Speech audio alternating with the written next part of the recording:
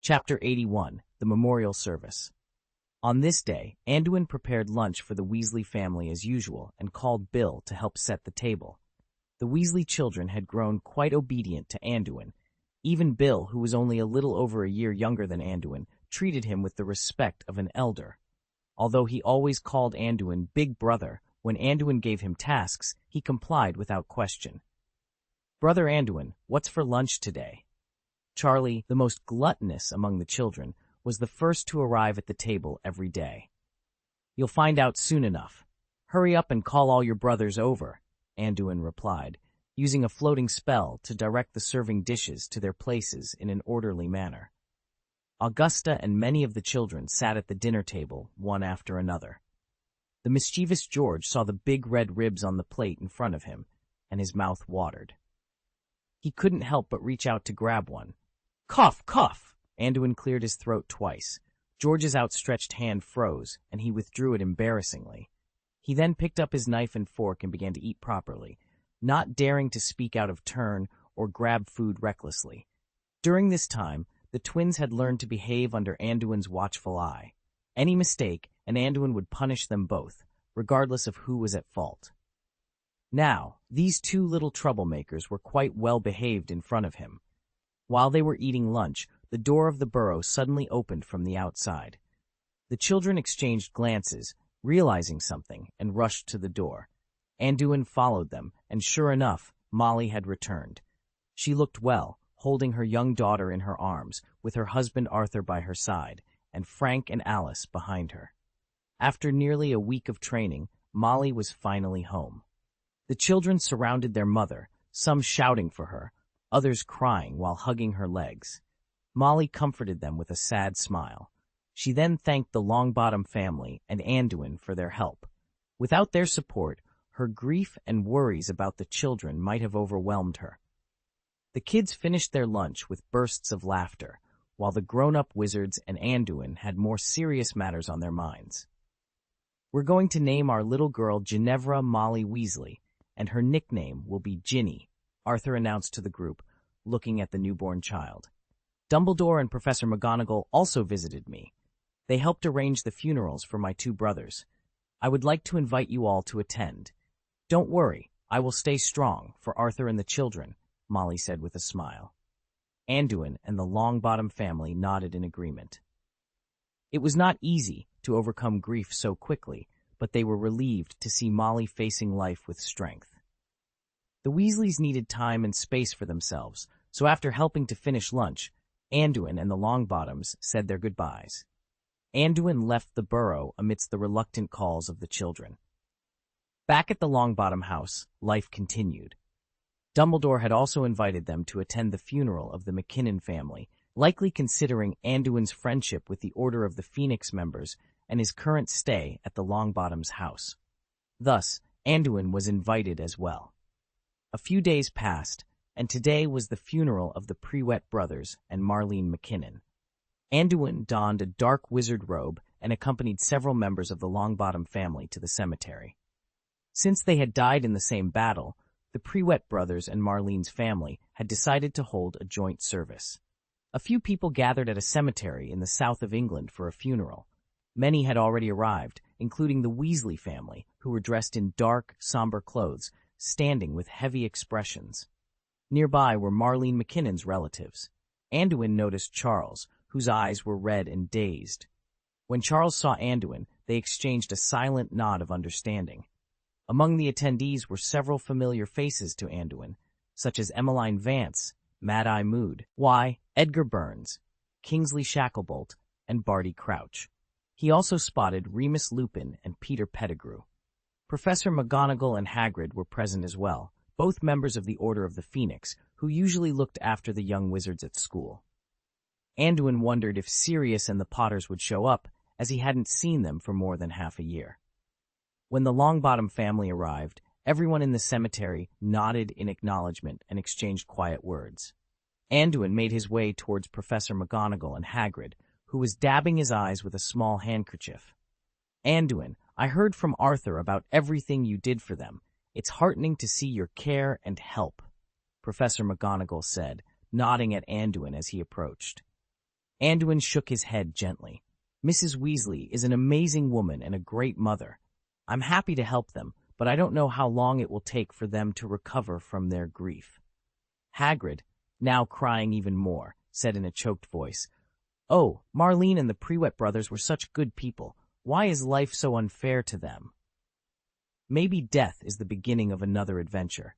What we should do now is not to make those who are still alive suffer more, Anduin sighed, trying to comfort Hagrid. "Wise words, Anduin," came a voice from behind him. Anduin turned around but saw no one. Just as he felt a sense of strangeness, the air seemed to shimmer, and two familiar figures appeared before him. It was James and Lily. "Lily, James, I haven't heard from you in a long time," Anduin said, smiling at his old friends. Lily smiled back. "We've been staying in a safe place. Dumbledore has always warned us not to contact the outside world easily. We can only come out occasionally using the invisibility cloak, even for attending the funeral. It's really good to see you again, Anduin." End of this chapter. Chapter 82, Reunion. As James held the invisibility cloak, Anduin's expression turned clear. He asked curiously, "What about Sirius? Do you have any news about him? Will he come back soon?" James shook his head slightly. "He occasionally visits us.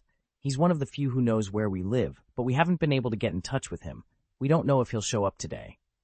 James then walked over to his two friends, Lupin and Peter, who he hadn't seen in a long time. Lily was also busy greeting friends around her. Most of them didn't know where the Potters had disappeared to during this time, but they came forward to greet them warmly. After a while, Dumbledore and Minister Millicent Barnold arrived at the cemetery. After everyone exchanged nods and greetings, they began to preside over the funeral, reciting the eulogy for the deceased. "Dear friends, we gather today to say goodbye to our family, friends, and comrades in arms, Marlene McKinnon, Gideon Prewett, and Fabian Prewett," Dumbledore began. "They possess the most noble qualities, kindness, loyalty, and bravery. Their deaths have shocked us all. They sacrificed their lives to protect the peace and stability of the wizarding world. Their courage is truly admirable. I firmly believe that their sacrifices will not be in vain.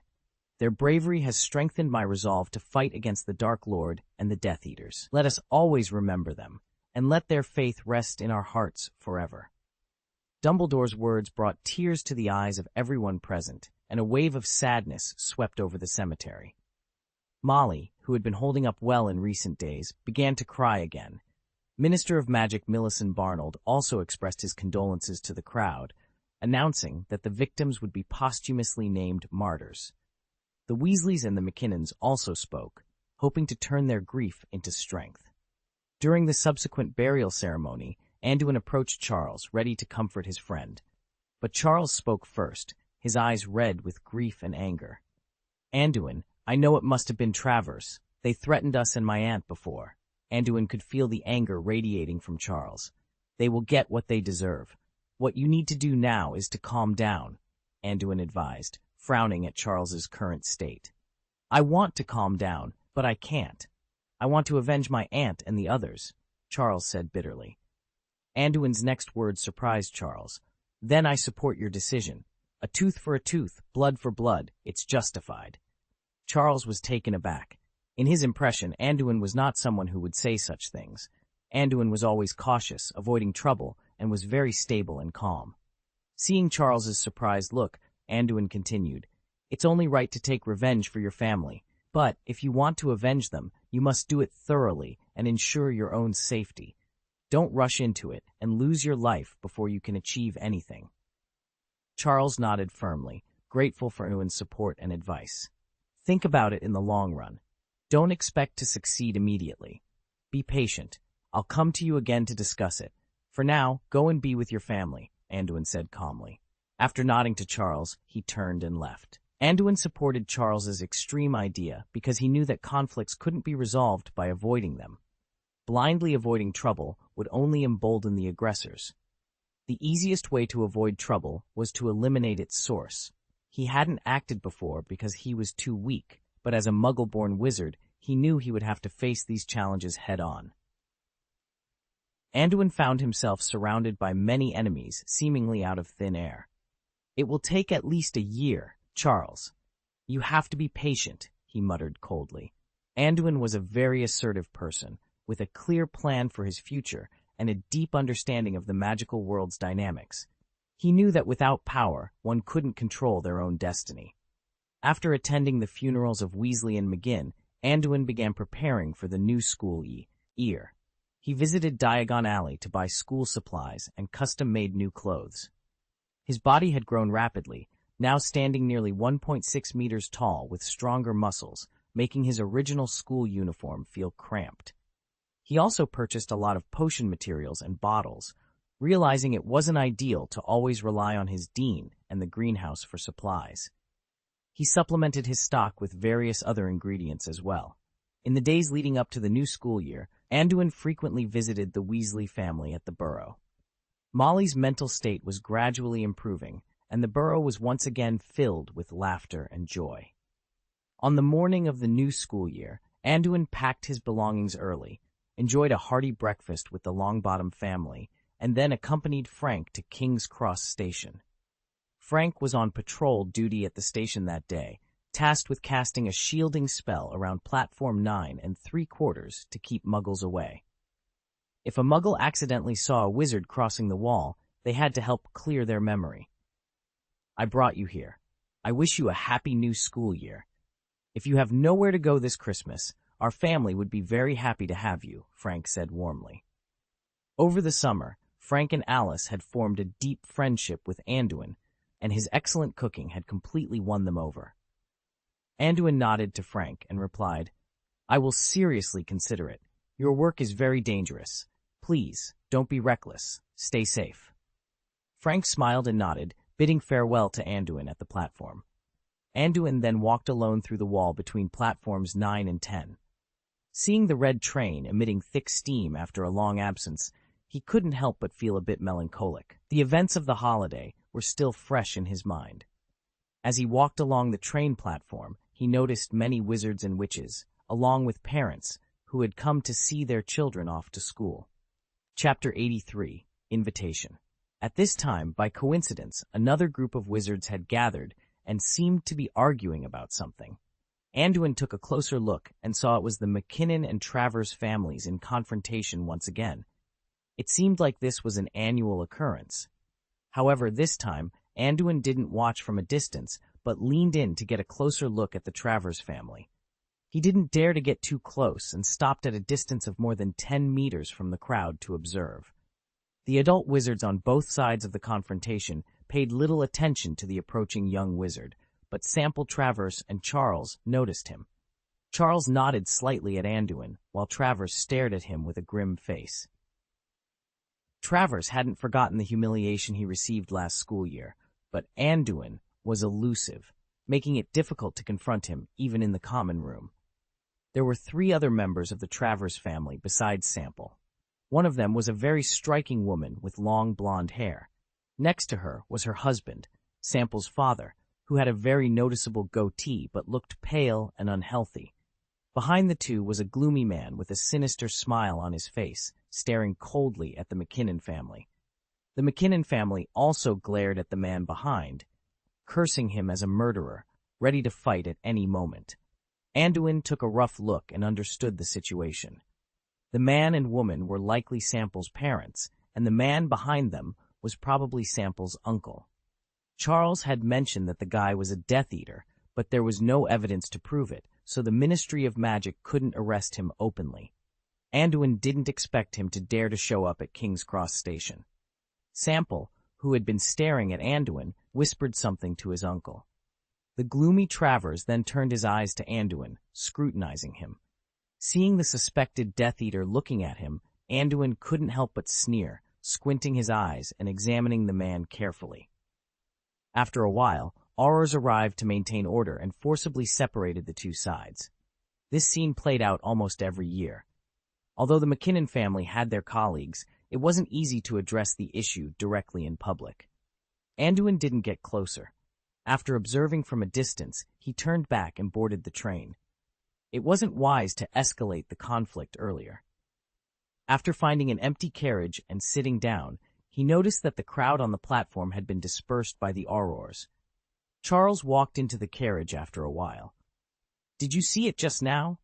Those arrogant guys must be the murderers of my aunt," Charles said angrily as soon as he sat down. When Anduin saw Charles come in, he took out his wand and cast a shielding spell on the carriage. Then he said to Charles, "I saw it. From their expressions, I can basically conclude that they have no psychological burden for their evil deeds." Charles, excited, said, "I won't let them go. That guy Sample is not a good person. I'll make him pay when we get to Hogwarts. Will you help me, Anduin?" Anduin looked at Charles, whose eyes were bloodshot, and said calmly, "I think what you should do first is protect yourself. Sample doesn't seem like a quiet guy, and rash actions will only harm you." "Then you just want me to watch those guys get away with it?" Charles shouted at Anduin, waving his arms excitedly. Anduin took out a bottle of tranquilizer and handed it to Charles. "Drink this first. You're not in a good state right now. Let me give you an example. Suppose after we get to Hogwarts, Sample comes up to provoke you and challenges you to a fight. What should you do?" "Then I'll give him a good taste of my newly learned curse," Charles said fiercely, taking a sip of the potion Anduin handed him. Anduin looked at Charles thoughtfully. Charles looked at Anduin speechlessly. "You really are a straight genius," he muttered. "In that case, you'll be fooled. He'll lead you to a dark corner and then call a group of people to gang up on you. You don't think he'll really fight you in an upright confrontation, do you?" Anduin said coldly. "Then what do you think I should do? Just stand by and watch? I'm not convinced." Charles's anger simmered down a bit after drinking the tranquilizer, but he still spoke with frustration. "There is only one thing you should do, and that is to become stronger. Slytherin's purebloods are very united. When you're not sure you can handle those senior students, jumping in front of them rashly is not a good idea," Anduin advised. "But I'm only 12 years old. By the way, you should be very strong, Anduin. I heard my aunt say that you once helped them resist the Death Eaters. What can you do?" Charles trusted Anduin mainly because he knew that although Anduin was a Slytherin, his actions proved he wasn't aligned with the Death Eaters. Anduin looked at Charles helplessly and said, "Well, do you know Hagrid's hut? It's the place you go to the left at the Ring of Stones after crossing the school bridge and go to the end. Isn't that the way to the Forbidden Forest? Isn't that the forbidden area of the school?" Charles asked in confusion. "I usually stay there. You can come to me after class every day, and I will help you train. Sometimes, patience is not a sign of weakness, but a strategy for a better chance of winning," Anduin explained to Charles. Affected by the potion, Charles's mood gradually stabilized. After thinking about it, he nodded seriously. Soon, the door of the carriage opened again, and Vivian walked in, her good mood seemingly unshakable. She greeted the two with a smile. Charles also greeted Vivian, said goodbye to Anduin, and walked out of the carriage to find his Gryffindor companions. "What were you talking about just now? It seemed mysterious," Vivian asked while putting away her luggage.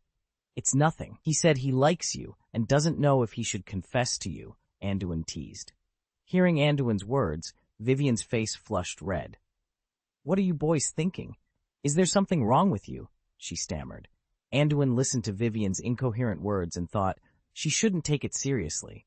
It doesn't matter. When Charles asks me, I won't admit it. End of this chapter.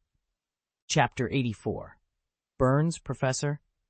Anduin had no idea how his joke had been misunderstood by Vivian. Throughout the train ride, Vivian kept pestering Anduin with questions about Charles. After a long journey, the train finally arrived at Hogwarts. Since they were no longer first years, they didn't need to take the boat to enter the school. Instead, they headed in the direction where carriages awaited them. "I told you I was joking. Charles didn't confess to you." "I was just teasing," Anduin said, feeling exasperated. Vivian had been talking about Charles non-stop, and no matter how much he explained, she wouldn't believe him. "Humph, you're still lying to me. You must have given Charles some other crazy idea. Don't think I don't know. Otherwise, why would he run away when he sees me? Tell him to come and talk to me directly. I don't need you to pass messages," Vivian retorted, completely caught up in her own fantasy. In her mind, Charles was a timid guy who didn't dare to confess his feelings. As they walked to the carriage park, they ran into Charles. Vivian glared at him fiercely, leaving Charles bewildered and unsure of what he had done to provoke her. Anduin, meanwhile, was staring at the carriages. In front of them stood a black and scrawny Pegasus. "What's the matter with you? Why are you staring at the air? Get in the carriage," Vivian said angrily. Since witnessing Evan Rosier's death last Christmas, Anduin had been able to see magical creatures like thestrals. Every time he saw one, he couldn't help but look twice, wondering when he might get the chance to touch it. During his time with Hagrid, he had occasionally seen thestrals that had wandered out of the Forbidden Forest. Hagrid had explained that only wizards who had witnessed death could see these creatures. To others, they were invisible, and there was a colony of thestrals in the Forbidden Forest. Putting aside his curiosity about thestrals, Anduin returned to Hogwarts in the carriage. In the Great Hall, he watched the new students undergo the sorting ceremony. He always felt that the sorting hat seemed to glance at him more often than necessary, and he couldn't help but glare back at the tattered hat. After the sorting ceremony, Dumbledore began his speech. As usual, it was brief, and he introduced the students to this year's new Defense Against the Dark Arts professor. Unfortunately, Professor Orville Robb, who taught Defense Against the Dark Arts last year, passed away due to his age after the end of the school year. It is very admirable that he continued teaching at such an advanced age. Now, let me introduce this year's Defense Against the Dark Arts professor, Edgar Burns, Dumbledore announced in a slow tone. Wait, did that old man really die of old age last year? Anduin had been worried about Professor Robb's health throughout the previous school year. Every time he lectured, he seemed on the verge of collapsing. Anduin had wanted to commend the old professor for his resilience, but it turned out he had passed away right after the term ended. Anduin then noticed a familiar figure. It was Edgar Burns, one of the founders of the Order of the Phoenix. During his stay at Lily's house, he had often heard her talk about Burns, who was a master of spells and runes. Anduin hadn't expected Dumbledore to invite Burns to be a professor at Hogwarts. Perhaps it was to strengthen the school's security. Edgar Burns, who stood up and acknowledged the crowd, also noticed Anduin. He had a good impression of the young wizard he had met a few times and nodded slightly in his direction. Anduin smiled and nodded back at Professor Burns. After the opening dinner, Anduin resumed his humble academic life. On this particular day, he had just finished his first Defense Against the Dark Arts class with Professor Burns. The new school year brought a refreshing change to the Dark Arts class. Mr. Burns, the new professor, demonstrated a teaching prowess far superior to that of the previous year's instructor.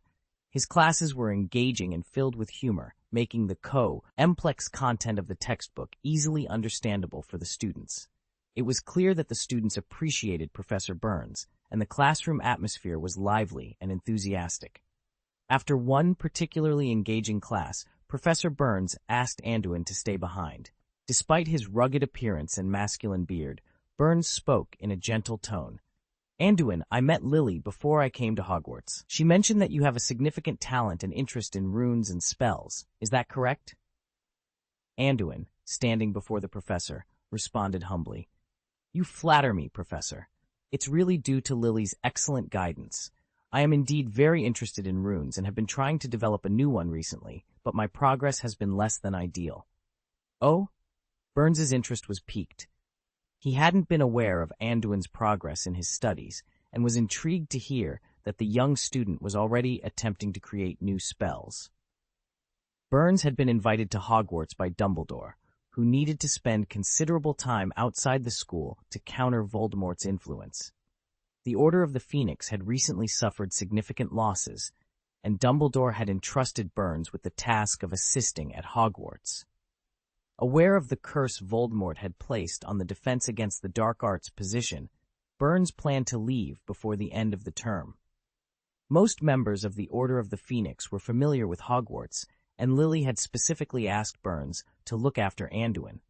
Knowing Burns was a master of runes, she hoped he could provide Anduin with valuable guidance, helping him avoid many potential pitfalls.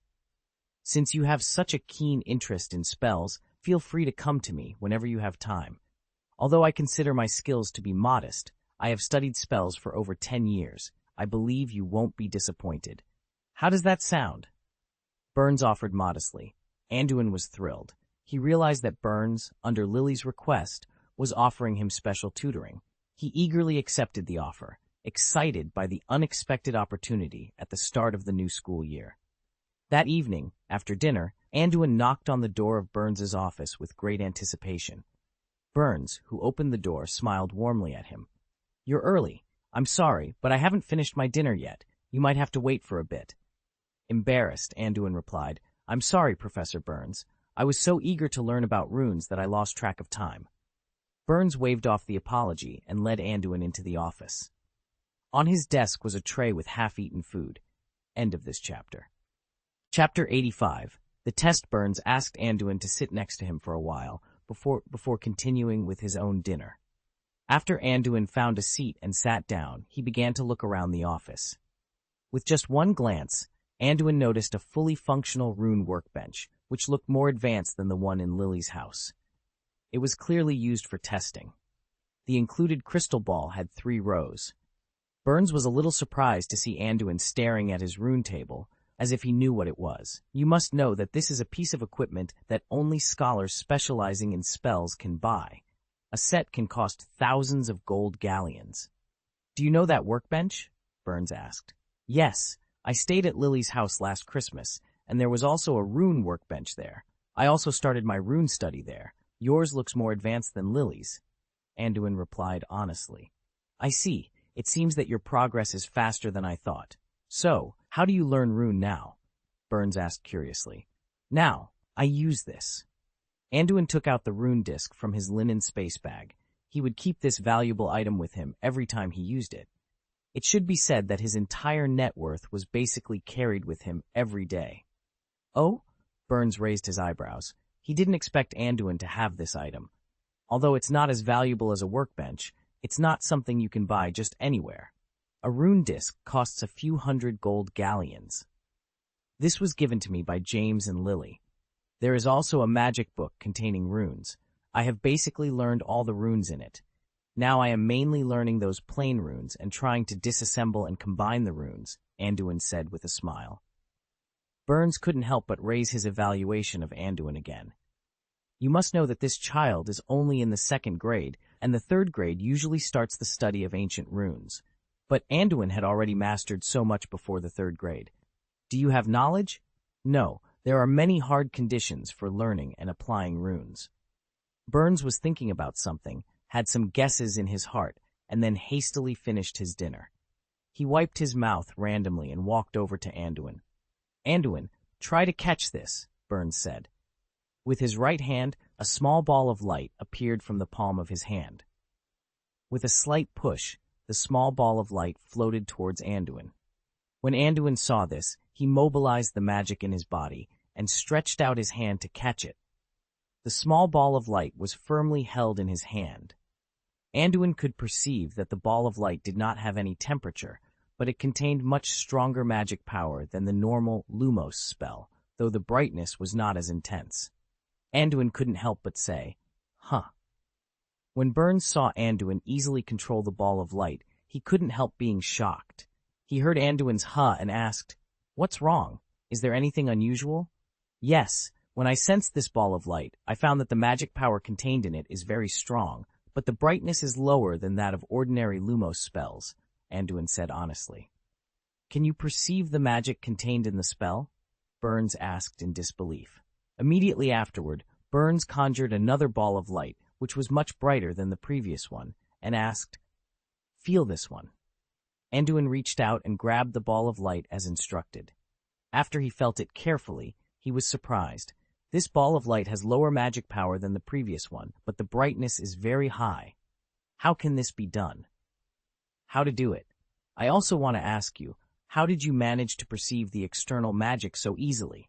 It is almost impossible for anyone at this age to do it. Burns looked calm, but a huge wave surged in his heart. He thought, "Isn't this child human? Is he some other humanoid?" Anduin didn't know that he was labeled not human again in Burns's mind. He just thought this technique of using magic power was very interesting. He kept weighing the light balls in his 2 hands, fascinated by the differences in their magical properties. Anduin extended his hands and attempted to use his magic to infiltrate the light balls. Soon, the brighter ball of light became unstable under the influence of the foreign magic and extinguished with a flash. The other, dimmer one, persisted for a while longer before slowly fading out. It turns out that this technique can increase stability, Anduin concluded. With less magic power, you get high brightness but short duration and poor stability. With more magic power, you get low brightness but long duration and strong stability. Borns watched Anduin manipulate the two light balls with his exceptional magic control. Although he found it hard to believe, this young wizard's talent was even more impressive than what Lily had described. "Anduin, come and sit. Let's talk," Borns said, pointing to the table in front of his desk. After they both sat down, Borns asked softly, "Do you know why I just conjured those two balls of light?" Anduin thought for a moment before replying. "You wanted to test my understanding of runes and magic power. One of those light balls had more magic power injected into it, which reduced power consumption and increased stability but lowered brightness. The other was the opposite." Borns was speechless. "No, I just wanted to see if you could handle the ball of light. It's very impressive to hold the ball of light easily with your own magic power. Ordinary underage wizards either crush the ball of light directly or can't grasp it at all. The other test was to see if you could perceive the magic power within it. I adjusted the magic power ratio and rune structure to let you try it out, but I didn't expect you to actually perceive the external magic power." Anduin realized something was amiss. "Is there anything abnormal about my performance?"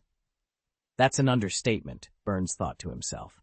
He explained, "Yes, I heard from Professor Flitwick that you joined his magic club. You should know that the magic power of underage wizards is usually unstable and difficult to control." Anduin recalled his conversation with Professor Flitwick last year and nodded in agreement. Borns continued, "Yes, generally speaking, learning runes and spells requires strong magic control. Rune work, especially experimental applications, is very delicate.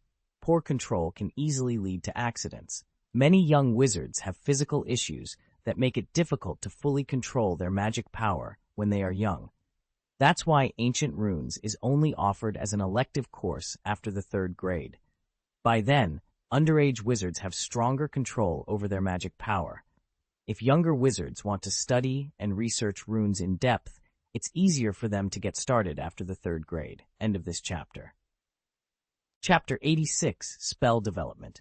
As it turned out, Anduin nodded and said, "Is that why you're testing my magic control?" Borns affirmed, "Yes, your magic power is well controlled. It should be said that it is far superior to students of the same age or even those older than you. What is even more remarkable is your magic power perception. Have you heard of magic power sensitivity?" Anduin nodded again. "Professor Flitwick explained it to me. My magic sensitivity has been trained for a long time, which is why he let me join his magic club." Borns nodded thoughtfully. It made sense. Magic sensitivity directly affects the control and perception of magic. No wonder this young wizard had such an exaggerated perception. He couldn't help but wonder if sensitivity could be trained. Burns decided to ask Professor Flitwick about it later. For now, he returned to the topic at hand. "Since you know about it, and your ability in this area is very strong, you can even try silent spellcasting or wandless casting. These are skills that can only be mastered with high sensitivity." As soon as Anduin heard Professor Burns mention silent and wandless casting, he pointed at the ink bottle in front of them. The ink bottle slowly floated up. Borns almost choked on his words, astonished that Anduin could already skillfully cast spells silently and without a wand. He couldn't help but feel excited, knowing that wizards with such experience were excellent candidates for learning new spells. "It seems you have more control than I thought." "Well, I basically understand your current situation," Burns said. He took out 2 books from his drawer and continued, "These 2 books should help you a lot." Anduin looked at the books. One was 49 Spells, Dismantling and Combining Formulas, a very thick book that would take a long time to read. The other was Aggregate Rune Literature, also a substantial volume. "Thank you, Professor," Anduin said happily, accepting the books. They alone made the trip worthwhile. At your current level, many books describing theoretical content can no longer help you. What you need now are reference books for practical guidance. Bournes paused, then continued. Before we officially start, I want to know if you have your own research direction for studying spells. Are you more interested in magic spells or alchemy? Anduin tilted his head, thinking for a moment. Does it make any difference? Bourne smiled slightly. The two research directions are similar, but have some differences. If you focus on spells, it involves the development, optimization, restoration, disassembly, translation, and spellcasting knowledge. It involves a lot of complex academic content and requires research on magic phonetics. Of course, with your experience in silent and wandless casting, you can skip some parts. However, the translation of newly developed or optimized spells is essential if they are to be passed down. Like me, my previous research direction was dismantling, restoration, and optimization. I have no experience in developing new spells, but I do have experience in optimizing spells and dismantling unfamiliar runes to identify the spells inside. Anduin nodded slightly, remembering that Lily once mentioned Mr. Burns had dismantled and restored an ancient rune. Burns continued, If you want to try alchemy, I also have some experience in that field. Alchemy does not involve spell transmission as much, but requires more spell development, optimization, enchantment, inscription technology, and material science. Additionally, it requires some manual skills, including the stability of the hands. Burns paused, allowing Anduin to absorb the information. The young wizard's eyes sparkled with curiosity and determination, ready to embark on his journey of spell development. Sense of space and patience are the three qualities that alchemists value the most, Bones explained. A strong sense of space? Anduin asked, puzzled. I understand the other qualities, but what does a sense of space mean? Many spells need to be inscribed inside the magic material, and many materials are not completely flat. Any bending or deformation of the material may cause errors in the spell. If it just fails, it's okay, but there were many alchemists who had their experiments blow up because the rune inscription was wrong, Bones elaborated. Anduin nodded in understanding. So, it requires three-dimensional imagination. Exactly, Bones confirmed. I am very interested in alchemy, but I am also fascinated by the development and optimization of magic spells, Anduin continued. Recently, I have been working on a project in the Spell Club. I'm developing a sonic spell. Bones nodded. The combination of spells is ever-changing. Whether it is spells or alchemy, development and optimization are the most important parts. Let's start from here. Bones led Anduin to sit in front of the rune table in the office. You have mastered a lot of theoretical knowledge, so let's start directly with practice. Show me the sonic rune you are currently studying and tell me your thoughts. Yes, Anduin replied, skillfully operating the rune table. Bones nodded frequently as he observed, indicating that Anduin had spent considerable time on it. My idea is to develop an echolocation spell, Anduin explained. I call it that temporarily, inspired by bats. When bats fly, they emit a scream, which is an ultrasonic signal. The audio frequency is very high and cannot be heard by humans. If these ultrasonic signals hit other objects in their flight path, they are reflected back immediately, allowing the bat to locate the object.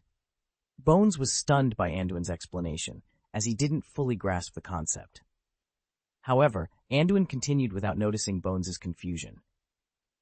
The base rune I use is the control rune. I found that all sound spells use the control rune as their base. Why is that? Bones understood this question and explained, in fact, it is not just sonic runes. Most ordinary spells use the control rune as their base, such as floating spells, obstacle spells, etc. This rune signifies mastery, control, and guidance. Other spells that change the actual form of objects, like shrinking spells, extending spells, and transfiguration spells, use the change rune as their base. This rune signifies transformation, change, and alteration. Anduin nodded thoughtfully, absorbing the information. End of this chapter. Chapter 87, The Art of Spellcraft. Many spells that require the release of elements, such as clear water like spring and blooming flames, use the elemental rune as their base. The effect you want the spell to achieve is then determined by combining this base rune with other runes. So, spells that don't change the shape of objects are basically control. Those that change the shape use change, and elemental spells use element, right? Are there other types? Anduin asked curiously. Of course there are, Professor Burns replied. Many memory spells use thinking runes, and many dark spells, like the Unforgivable Curses, use soul runes. Soul-related magic is very complex and profound. Developing counter-curses and decurses is difficult, which is one reason why this type of magic is banned. After clearing up his doubts, Anduin continued to explain his idea to Professor Burns.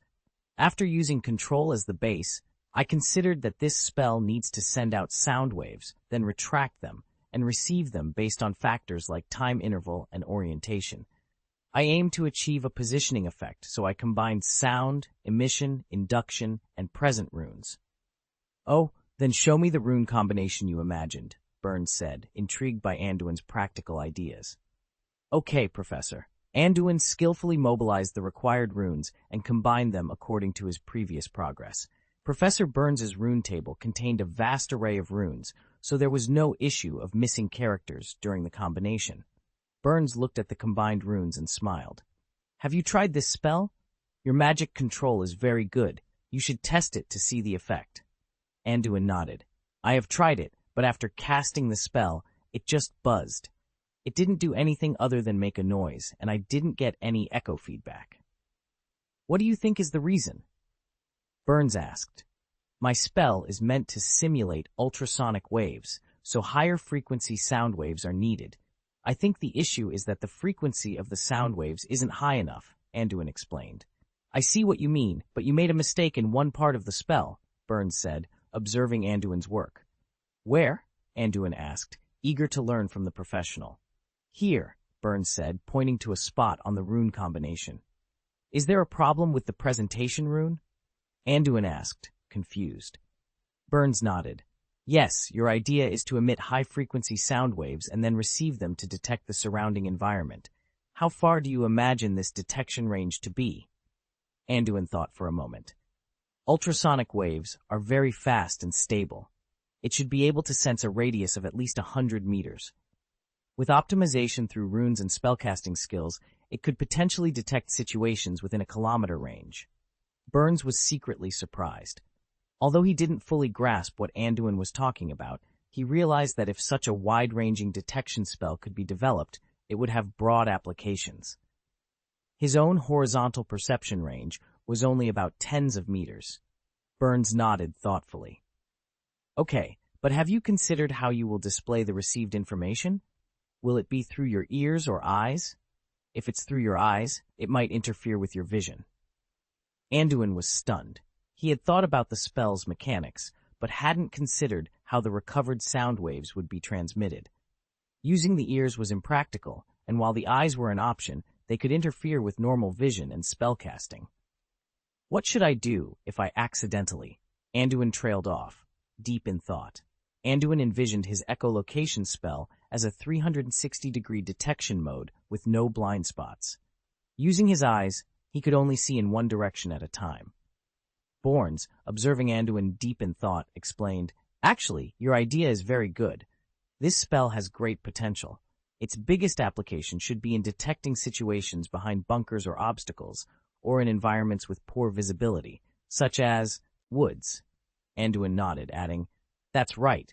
I also imagine it could be used to observe people using disillusionment charms or wearing invisibility cloaks. Oh, Burns was intrigued by this additional application, which increased the spell's value. He continued, I offer you two ideas. The first is to pass feedback directly to your mind, allowing you to visualize the environment covered by the spell. I remember there is a similar application in the runes of legilimency, but it is very difficult to develop and the risk of experimenting is very high, so I don't recommend this approach. The second idea is to change your thinking and break down your spell. You can try to receive and present information with the help of alchemical props, such as a mirror or a pair of glasses. The spell would send out ultrasonic waves, which would then be received by the alchemical items. This method is safer, and the development difficulty of the spell is lower. Understood. I am willing to accept the second method, Anduin replied after some thought. He silently acknowledged the clarity of the experienced scholar's ideas. Well, let's stop here for today. You need to follow what I said. There are still many things you need to learn, including material science and enchantment. I will explain these to you later. After leaving Professor Bourne's office, Anduin realized it was time for curfew. He decided to return to the Slytherin dormitory to rest. As he walked to the basement, he reflected on what he had learned that day. Professor Bourne was indeed a master of spells. The information he had received was far more abundant than what he had taught himself. Just as he was walking and approaching the third floor, Anduin suddenly heard a rustling sound behind him. He turned around to see two dark shadows hurtling towards him. Instinctively, he cast a barrier to deflect the shadows, which exploded upon impact, releasing a foul stench. A dung bomb? Anduin quickly mobilized the air around him to blow away the filth and stench. He then hid behind a nearby stone pillar, searching for the attacker, but they had already disappeared. Attacking me at the beginning of the school year? It must be the Travers gang using dung bombs? How childish, Anduin thought, frowning. End of this chapter. Chapter 88, Sneak Attack. Are you really going to provoke me before you're ready to attack? Do you think I'm that easy to bully? Anduin thought to himself.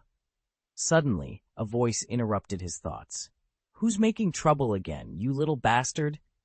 It was Filch's voice. Anduin noticed that one side of the corridor was blocked by the mess from the dung bomb, while Filch was approaching from the other side. Without hesitation, he jumped over the stone fence in the corridor and descended to the lower floor. By continuously generating barriers under his feet, he quickly moved to the downstairs corridor. It seems they know Filch is on the other side and want to trap me in the middle of the corridor. Either I get caught by Filch, or I have to run through the dung bomb mess. They are probably hiding on the other side, planning to ambush me when I head in their direction. Anduin quickly analyzed the situation based on the information he had gathered. Anduin was not one to run away after being attacked. Knowing where the attackers were likely to appear, he decided to circle back and confront them. On the third floor, where the hallway was stained with dung bombs, Travers and 3 other second-year Slytherin students were hiding. If Anduin ran in their direction to avoid Filch, he would pass through their ambush. Travers had always wanted revenge on Anduin, but could never catch him alone. Today, by chance, he saw Anduin deep in thought near the trophy room on the 4th floor. Seizing the opportunity and noticing Filch patrolling the 3rd floor, Travers launched a sudden attack. Okay, that guy must have been caught by Filch. Let's run quickly before we get caught too, Rosier, who was beside Travers, advised nervously. Initially, Rosier had advised against attacking Anduin, but Travers had ignored him, launching the dung bomb attack without even drawing his wand. Now, hiding at the corner, Rosier felt uneasy about the consequences. What are you afraid of? Let's wait a little longer. Although he wasn't hit by the dung bomb, Filch has blocked the other end. If he wants to escape, he must come our way. He's probably hiding in a nearby classroom. When Filch drives him out, we'll ambush him and teach that mudblood a lesson. Travers whispered with a sneer. However, after waiting for a while, Anduin still hadn't passed by. Filch's angry yelling and scolding continued, indicating he was searching the nearby classrooms and getting closer. Did that guy really disappear into thin air? He can't have just jumped off the corridor, Travers muttered. As Filch's voice grew nearer, Rosier and the other 2 classmates urged Travers to retreat. Reluctantly, Travers agreed. Fine, we'll find another chance to deal with him. Let's get out of here, Travers grumbled, leading the group towards a tower staircase to descend. As they reached the 2nd floor, Travers heard a few ouches and saw his 2 companions fall heavily to the ground. Before he could react, a swift and violent spell flew out from the shadows, hitting him hard. Travers was knocked into the wall and fell heavily to the ground, unconscious. Rosier, standing nearby, was terrified. Upon seeing the scene, his legs gave way and he collapsed to the ground. Emerging from the shadows was Anduin. The moment Rosier saw him, he panicked and quickly pleaded, No, it wasn't me. Travers did it. I tried to stop him, but he wouldn't listen. Anduin, finding Rosier's cowardice tiresome, approached with a slight smile. He rummaged through the belongings of the 3 unconscious individuals, swiftly extracting several money bags. Counting the contents, he found over 30 galleons, a decent haul. Relax, Rosier, Anduin said, smiling. You brought them to me, and I'm quite pleased. I should thank you. Now, about your 3-month protection fee, do you have it? Rosier's face turned sour. It seemed as though he had brought these troublemakers here himself. Anduin pulled Rosier to his feet, gently dusting him off. I know you wouldn't dare provoke me. As long as you don't become a target, you'll be fine. The money is just part of it. Anduin shook the purse in his hand and continued. Has your family been up to anything lately? And what about Travers? Have you heard anything? No, Rosier stammered. After Evan's death, my family is considering changing its stance. We're leaning towards neutrality now, prioritizing self-preservation. But we still can't openly defy the Dark Lord. Travers has been getting close to Senior Quick Wilkes in the 4th grade recently, so I don't know much else. Very well, Anduin said, sneering. I'll let you go this time. Go back and say you escaped from me. He then ignored Rosier and walked away. Despite the constant trouble, class conflicts seemed impossible to resolve. Anduin realized he needed to accelerate his plans. With that in mind, he quickly returned to the Slytherin dormitory, leaving the unconscious troublemakers behind. The next day, Anduin heard from Vivienne about the aftermath. Rosier had indeed been too scared to run and had pretended to be dead. Filch had caught them and blamed them for throwing dung bombs. After being woken up, they were forced to clean up the mess until midnight and were given a month's detention. Recently, disputes in the magical world had intensified, and the Slytherin purebloods at school were starting to recruit allies. Despite Vanessa being the president of the Female Student Council, she couldn't suppress those factions. Now, students who chose not to align themselves were also being targeted.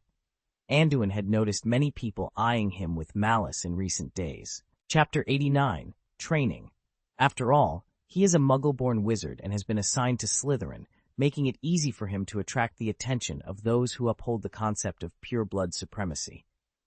However, after a year of retreat and practice, Anduin is not too afraid, but now he needs to add some more cards to his deck. After thinking about it for a long time, Anduin decided to move to the cabin in the Forbidden Forest to reduce the chances of conflict with those purebloods. After moving out of the dormitory, Anduin continued to practice spells every day, study spell knowledge, and then went to Professor Burns to learn spells at night.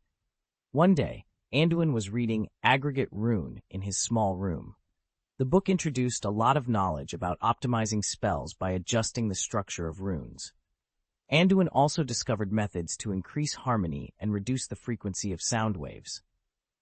Just as Anduin was engrossed in the book, there was a knock on his door.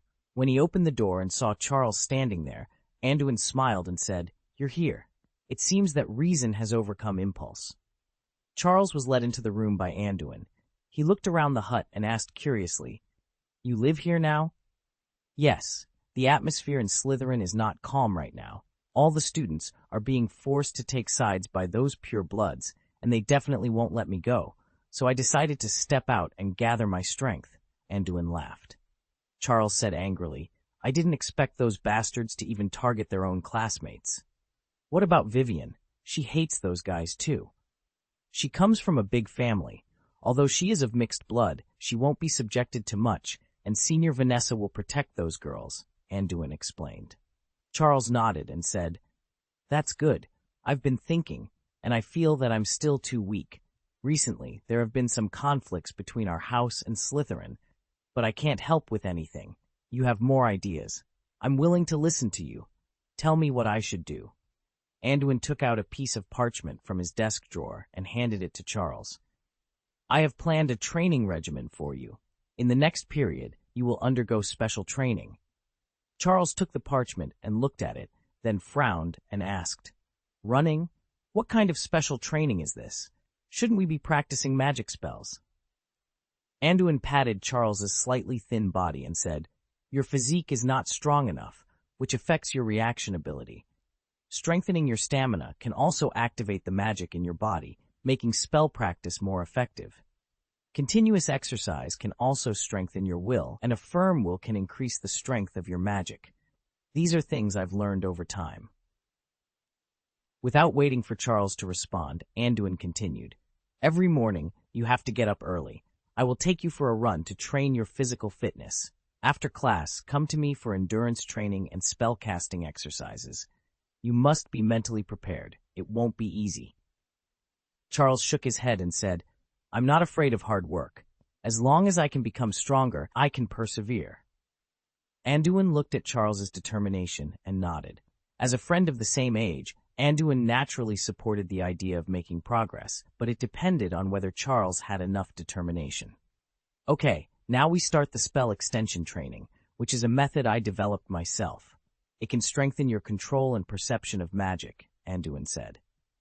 Immediately afterwards, Anduin took a large pot of water, controlled it to float above Charles's head, and said, "Now cast a spell on it. Use a levitation spell." Charles hadn't heard of the training method Anduin was talking about, but he did as instructed. However, he couldn't cast spells silently and without a wand like Anduin could, so he pulled out his wand and cast the spell. "Okay," Anduin said. Anduin instructed Charles on the essence of his training.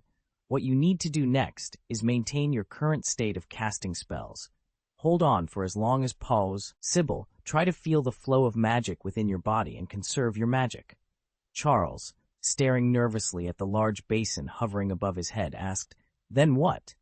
He had exerted himself too much at the beginning, never having cast a spell on such a heavy object before. "Then just wait," Anduin replied, lounging in a chair beside Charles and flipping through a book. "I'll assess your magic power reserves. Continuous casting will help you improve your control over your magic." Charles persisted for 5 or 6 minutes, but soon felt his entire body aching. His neck, strained from looking up, had become stiff. Nervously, he asked, "Is this really effective? I feel like I can't hold on any longer." "It's only been a few minutes," Anduin said lightly, frowning slightly. "When I was 7 or 8, I could persist longer than you. Stop fussing and hold on. The longer you persist, the better the effect." Charles had never undergone systematic training before. Like a novice long-distance runner who starts too fast and too hard, he was out of breath halfway through, even if his physical strength was sufficient to complete the run. This was Charles's current situation. The wizarding world rarely engaged in systematic training, focusing more on results than the process. Abilities and achievements were often attributed to talent and bloodline, especially among pure-blood families. Anduin had always disliked this approach. He was determined to personally train Charles into a wizard far beyond his peers, proving that effort was more important than blood. If that's the case, I can't be blamed for being harsh, Anduin thought silently as he watched Charles struggle to persevere. "Keep going. Hold on. If you can't even complete this small training, how will you avenge your loved ones?" Anduin said coldly. Hearing Anduin's words, Charles's eyes filled with determination. He clenched his teeth and continued to hold on. "You have to last at least 10 minutes, Anduin reminded him. "Okay," Charles responded fiercely. Time passed, and Charles managed to hold on for more than 10 minutes. Anduin, however, did not remind him to stop, wanting to push Charles to his limits. "Isn't it time yet? I feel like my magic power is drained," Charles said helplessly, having exerted himself too much at the start. "Just 1 more minute, hold on," Anduin lied. In truth, the time had already reached 10 minutes, and Charles had used up nearly all the magic power typical for a wizard his age. Feeling dizzy, Charles asked again, "Is it okay now? It feels like a long time has passed." End of this chapter. Chapter 90. Alchemy Materials. After a while, Charles was already feeling a little dizzy, so he asked again, "Is it okay? It seems like a long time has passed." "There are still 30 seconds left. I've been watching the time. Don't get discouraged at the critical moment," Anduin reassured him. It had been 13 minutes, and it seemed that Charles had reached his limit. He persisted for another minute, but couldn't hold on any longer. He was already a little wobbly. Anduin continued to encourage him. "The last 10 seconds, come on." Hearing this, Charles squeezed out the last bit of magic in his body and persisted. After 10 seconds of silent meditation, he finally couldn't stand it any longer. He was about to fall to the ground, and the water basin on his head fell immediately. Charles was on the verge of collapsing. At this moment, Anduin waved his hand gently. The water basin above Charles's head was firmly controlled, and Anduin supported Charles, who was about to fall. "Okay, Let's sit down and drink some water, Anduin said, helping Charles sit down on a nearby chair and handing him a full glass of water. Charles felt paralyzed all over. Since he entered school, he had never experienced the feeling of running out of magic power. Now, he didn't even have the strength to hold his wand. He tried to move, but his body still had no strength. Okay, it's very important now. Feel the state of your body at this time. I'll get you something to eat. Replenishing your stamina after exhausting your magic power will help your body replenish both stamina and magic power, gradually improving your magic reserves, Anduin warned. Charles nodded, focusing on the state of his body. It felt like a balloon being emptied of air. His whole body was soft and very uncomfortable. However, he could gradually feel that his body was secreting something, which he assumed was magic. A water pipe filled with water feels like a hole. You can't tell the difference between the water and the pipe. An empty water pipe gradually filling with water allows you to clearly feel the existence of the water flow. This is what Charles felt like now. He could gradually perceive the existence of magic, which continuously exercised his magic perception, or magic sensitivity. If Anduin could help Charles controllably increase his magic sensitivity, then the subject related to magic sensitivity in the Magic Club would receive its first precious experimental data. Perhaps this topic was what Professor Flitwick hinted at when he began his research and experiments in this area. Professor Flitwick must be looking forward to finding a way to increase the sensitivity of magic power. Maybe this training for Charles could also break through this topic. Anduin brought out an earlier blueberry pie from Hagrid's kitchen, handed it to Charles, and asked, "How do you feel? Any difference?" Charles took the pie and ate it in big gulps. He was exhausted just now. While chewing the blueberry pie, he said, "It seems to be really useful. I can feel the magic in my body now, like it's secreting slowly." Secreting? That's a good word to use. Remember that feeling. You'll experience it often in the future, Anduin said with a teasing smile. Charles swallowed his saliva. The feeling of draining his body's magic power was too uncomfortable, and he couldn't help asking, "Do you also do this kind of exercise?" "I've been doing this training since I was 7 years old, and I still do it before going to bed. To be honest, the effect is better at the beginning. After getting used to it, I can basically know where my limit is," Anduin explained. "What? Since the age of 7? My God, how did you persevere through this painful experience?" Charles stared at Anduin, dumbfounded. Anduin said nonchalantly, "If you want to gain something, you have to give something, don't you?" Then Anduin let Charles rest in the cabin for a while and had dinner with Hagrid. Hagrid also liked Charles, a student of Gryffindor, and they enjoyed a pleasant meal together. Charles greatly admired Anduin's cooking skills. After dinner, Anduin accompanied Charles back to the castle before heading to Professor Burns to learn spells. "I'm here to introduce you to some alchemy materials today. Come and have a look," Professor Burns said, gesturing to the large table in the middle of his office, which was covered with various materials, wood, metal, and leather. Anduin looked at the table full of dazzling materials, touching each one to feel the different textures. Suddenly, he found a material that looked and felt familiar, very similar to the amulet that Lily had given him. Professor Burns noticed Anduin holding a piece of copper material and observing it closely. He smiled and said, "Since you're so curious about this, let's start with the metal materials. The material in your hand is called Parather brass, invented by the legendary alchemist Paracer. It is a very popular alchemical metal. Generally, beginners use this material to practice. It has stable properties, can store energy effectively, and is not expensive." Anduin realized that this was a material for beginners to practice with. When Lily gave him the amulet, she had said she made it casually, and it seemed she hadn't been lying. "Invention?" Anduin asked, intrigued. "Yes," Professor Burns continued.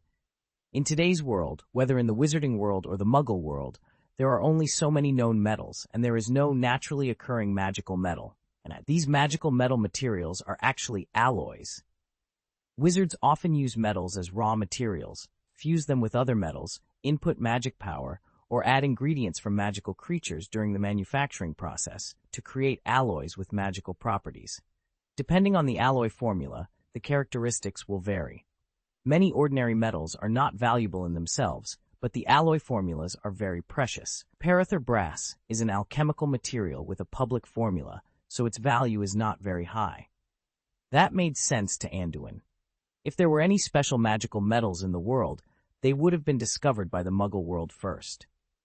Professor Burns then picked up a silver candle holder and showed it to Anduin. This is Isher Mithril, also known as Fairy Mithril.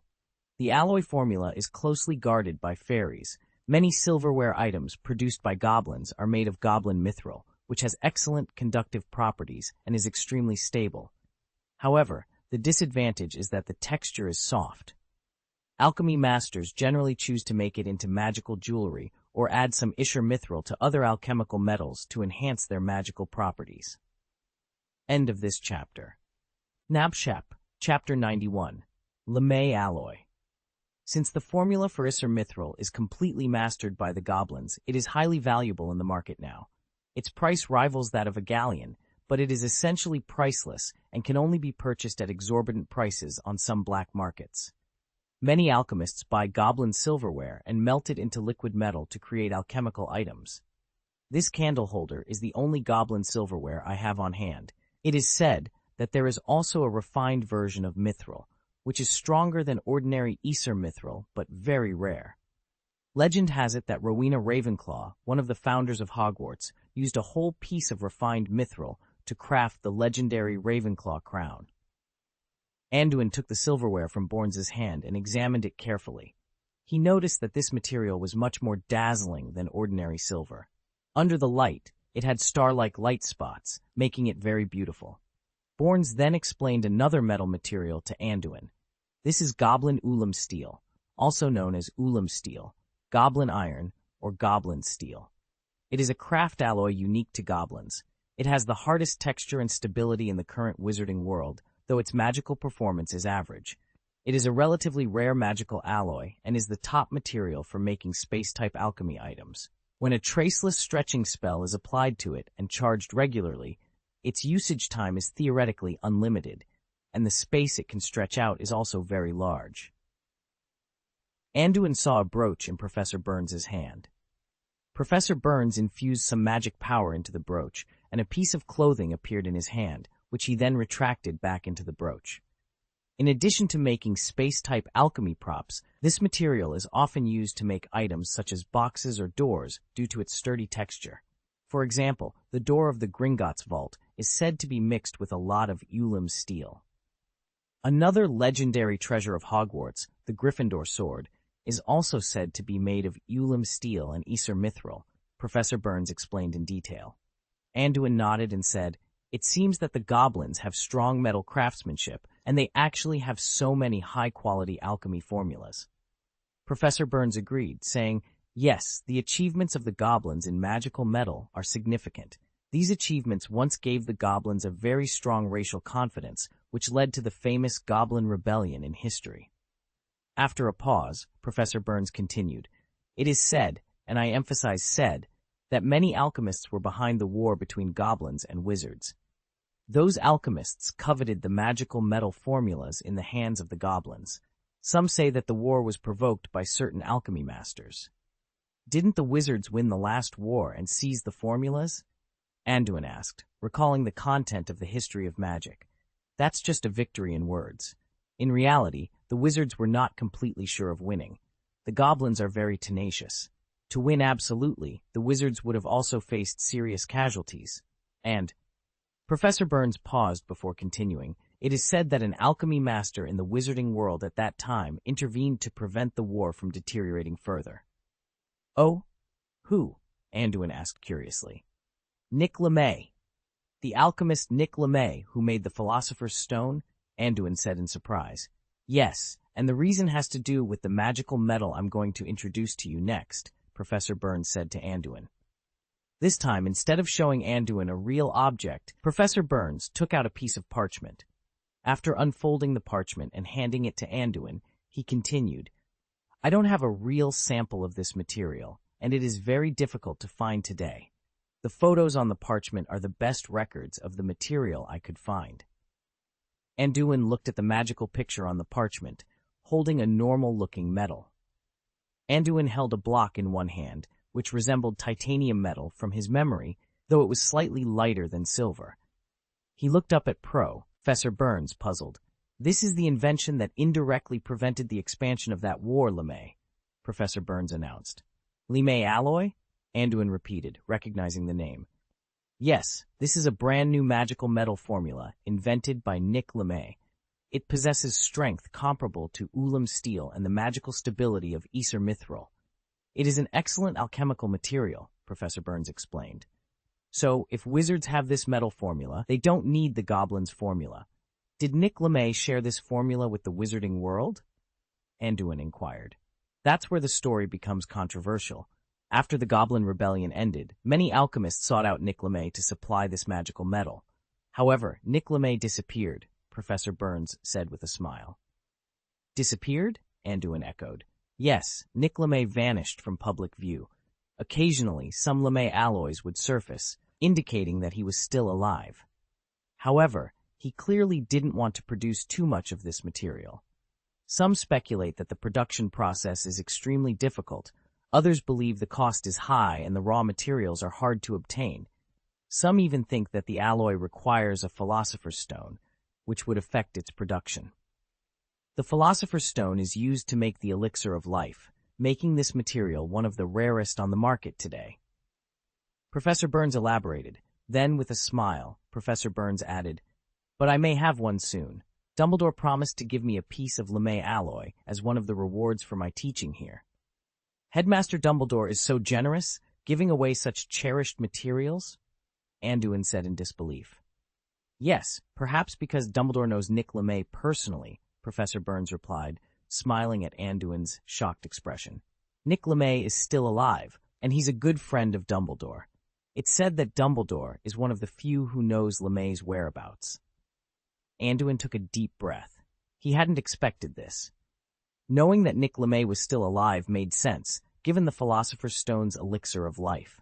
But the fact that Principal Dumbledore was friends with Nick LeMay, that could mean an endless source of LeMay alloys. End of this chapter. Chapter 92, Inscription. This left Anduin a bit puzzled. Why hadn't he acquired some LeMay alloy from Nick LeMay to arm the Order of the Phoenix? Was it really due to the difficulty in making this alloy? Anduin had no clear answers, but such advanced materials were beyond his current reach. Professor Burns continued to introduce Anduin to other magical metals. For instance, the Agrippa alloy, which is slightly weaker than Ulam steel, is not very rare because it was invented by the human wizard Connolly Agrippa, and many alchemists have the formula. Then there was the infamous Hypor alloy, an alloy suitable for carrying curses and black magic. Invented by the vile Hypor, this alloy has excellent transformation properties and can be disguised as other magical metals, making it a material well-suited for nefarious purposes.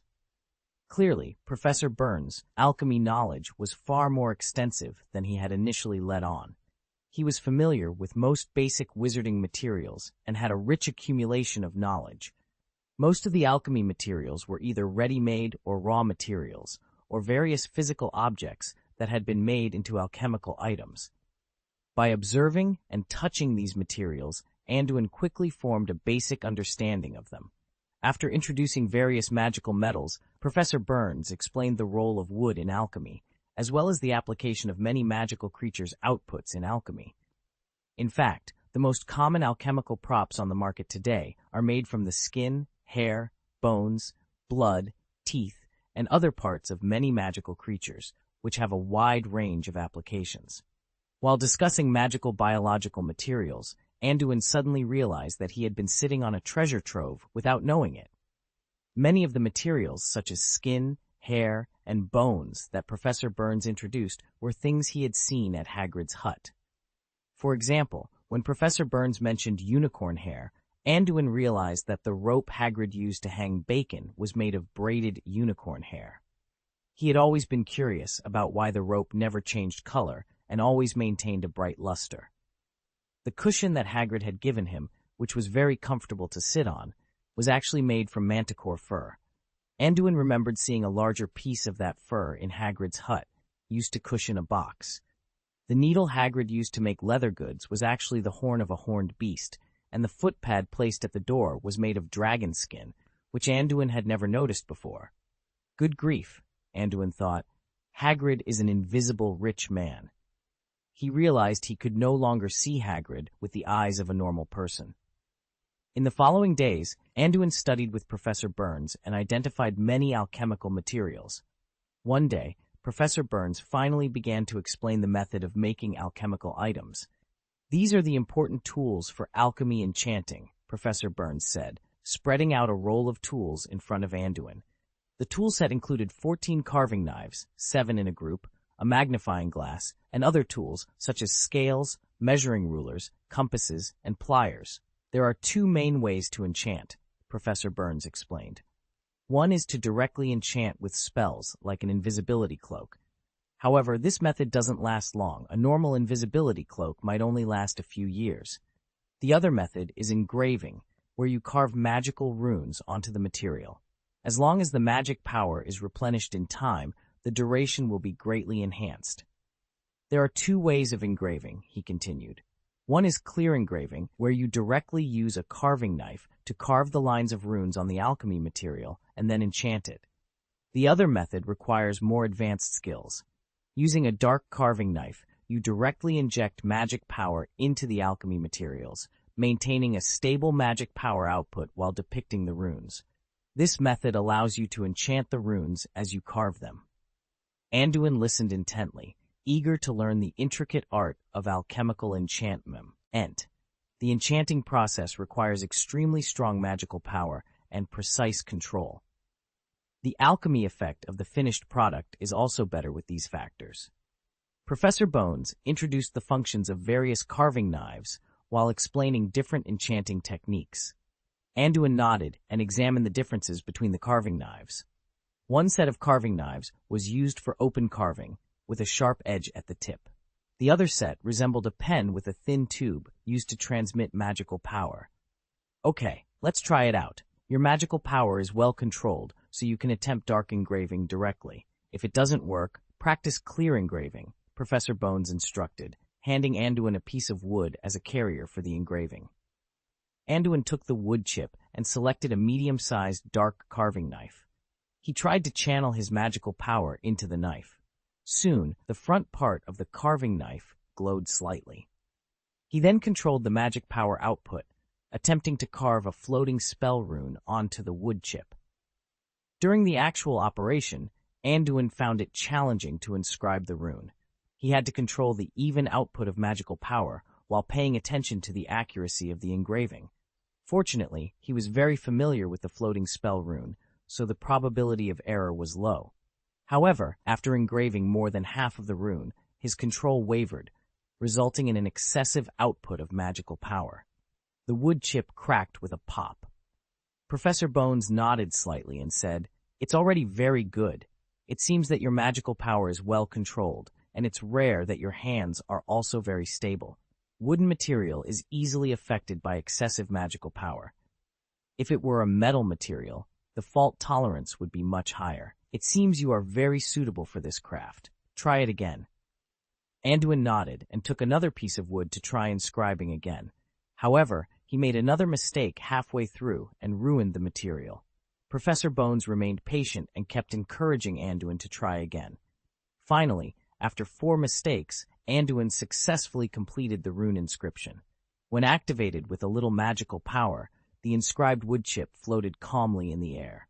"You've done a good job. 1 success out of 5 attempts on a very difficult wooden material is impressive. Your success rate is close to that of a professional alchemist," Professor Bones said, clearly more excited than Anduin about the success. "Thank you, Professor Bones," Anduin replied, equally happy. After crossing this hurdle, his alchemy experiments could gradually begin. "Well, you have to practice hard when you go back. I will lend you this secret carving knife for now. Once you become familiar with the feeling of carving, we will start testing your echolocation spell," Professor Bones encouraged, satisfied with Anduin's talent. End of this chapter. Chapter 93, Experiments. "Don't worry, Professor," Anduin said with a confident smile.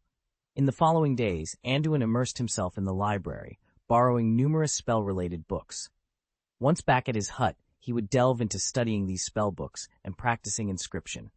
Meanwhile, Charles began receiving special training from Anduin. Every morning, they would meet and exercise together. Initially, Charles struggled to keep up with Anduin's rigorous training regimen, which included running at least 5 kilometers. However, after a week of adaptation, Charles could barely keep pace. In the afternoons, Charles returned to the hut near the Forbidden Forest to practice spells and undergo time-lapse training. Anduin set up several wooden targets outside the hut for Charles to practice spells like the disarming spell and stunning spell. Despite only training for a few hours each day, Charles was utterly exhausted, feeling as if he had been drained of all energy. Yet, the sensation of growing stronger kept him motivated and obsessed. One day, as Anduin was heading back to the library, he encountered Vivian in Clock Square. She was sitting on a bench, looking visibly upset. "What's the matter, Vivian? Didn't you say you were going to participate in the Quidditch tryouts today?" Anduin asked, recalling how excited Vivian had been the previous day about signing up for the tryouts to become a Quidditch player. Anduin believed Vivian's flying skills were impressive enough to at least secure a substitute position, if not a starting spot, so he had been quite supportive of her. Seeing Anduin, Vivian vented her frustration. "It's all a mess now. Those pure-blood guys are not only causing trouble in the common room, but they're also trying to control our Quidditch team. Any Slytherin student who doesn't explicitly side with them is barred from trying out. Even veteran players who aren't on their side are being suppressed." Anduin frowned. "What about Vanessa and Dean Slughorn? Aren't they doing anything to stop this? You know how our Dean is. He's a good man, but he doesn't stand up to those tough guys. As long as there's no physical fight, he turns a blind eye. And Sister Vanessa is busy with her upcoming graduation. Those guys don't take her seriously. They behave when she's around, but the moment she's gone, chaos ensues," Vivian said indignantly. Anduin hadn't been to the Slytherin common room for a while due to safety concerns, but he hadn't expected things to get this bad. Vivian, unable to contain her anger, continued. "Do you know what they're saying now? They're openly declaring their support for the Dark Lord. Senior Higgs was expelled from the Quidditch team just for arguing with them, and he was our hero seeker in our victory over Gryffindor last year." Anduin remembered Veron Higgs, a polite senior with excellent flying skills. "So, your Quidditch tryouts are cancelled?" he asked. "Not exactly. Now that guy Raleigh Yaxley is leading his reorganized Quidditch team. With a prefect like him, I doubt Slytherin will win any Quidditch games this year," Vivian said dejectedly. Raleigh Yaxley, Anduin repeated the name. Yaxley was a staunch advocate of pure-blood supremacy and had clashed with Vanessa in the common room last year. "Is he leading those pure-blood students now?" Seeing Vivian's dejected look, Anduin tried to comfort her. "It's okay, Vivian. If you didn't get selected this year, there's always next year. I believe in your strength, and you should have confidence in yourself, too." "It's not as easy as you think," Vivian replied, her frustration evident. "If they don't say anything by next year, I might not be able to go to the Quidditch pitch in the 7 years I've been in school," Vivian lamented, listening to Anduin's encouraging words. "That's not necessarily true. You need to have confidence in yourself, and I have confidence in you, too." "They won't be complacent for long," Anduin said with a meaningful tone. "What do you mean?" Vivian asked, puzzled by Anduin's words but sensing something was amiss. "It's nothing. I'll support you, and I hope you'll support me too," Anduin finally said, comforting Vivian before turning to leave. "Support me? Support you?" Vivian repeated, tilting her head in confusion. Anduin chose to ignore those who were causing trouble. His primary focus was on enhancing his own strength as much as possible. His progress in learning spells was rapid. Recently, he had overcome many difficulties with his echolocation spell. After continuously adjusting the spell's structure, he had managed to emit the necessary frequencies, achieving ultrasonic waves. Now the challenge was in receiving them. In this regard, Professor Burns and Anduin had combined several receiving runes. Once the tests were successful, they could inscribe them into alchemical items. The fourth set of runes is much better than the previous ones. The refracted sound waves can be turned into images, but the accuracy is still lacking and not very stable. Record this data and test the last 2 sets. If the results are consistent, I suggest using the 4th group as a prototype for fine-tuning, Professor Burns said, holding a crystal ball used for testing spells and observing the image inside.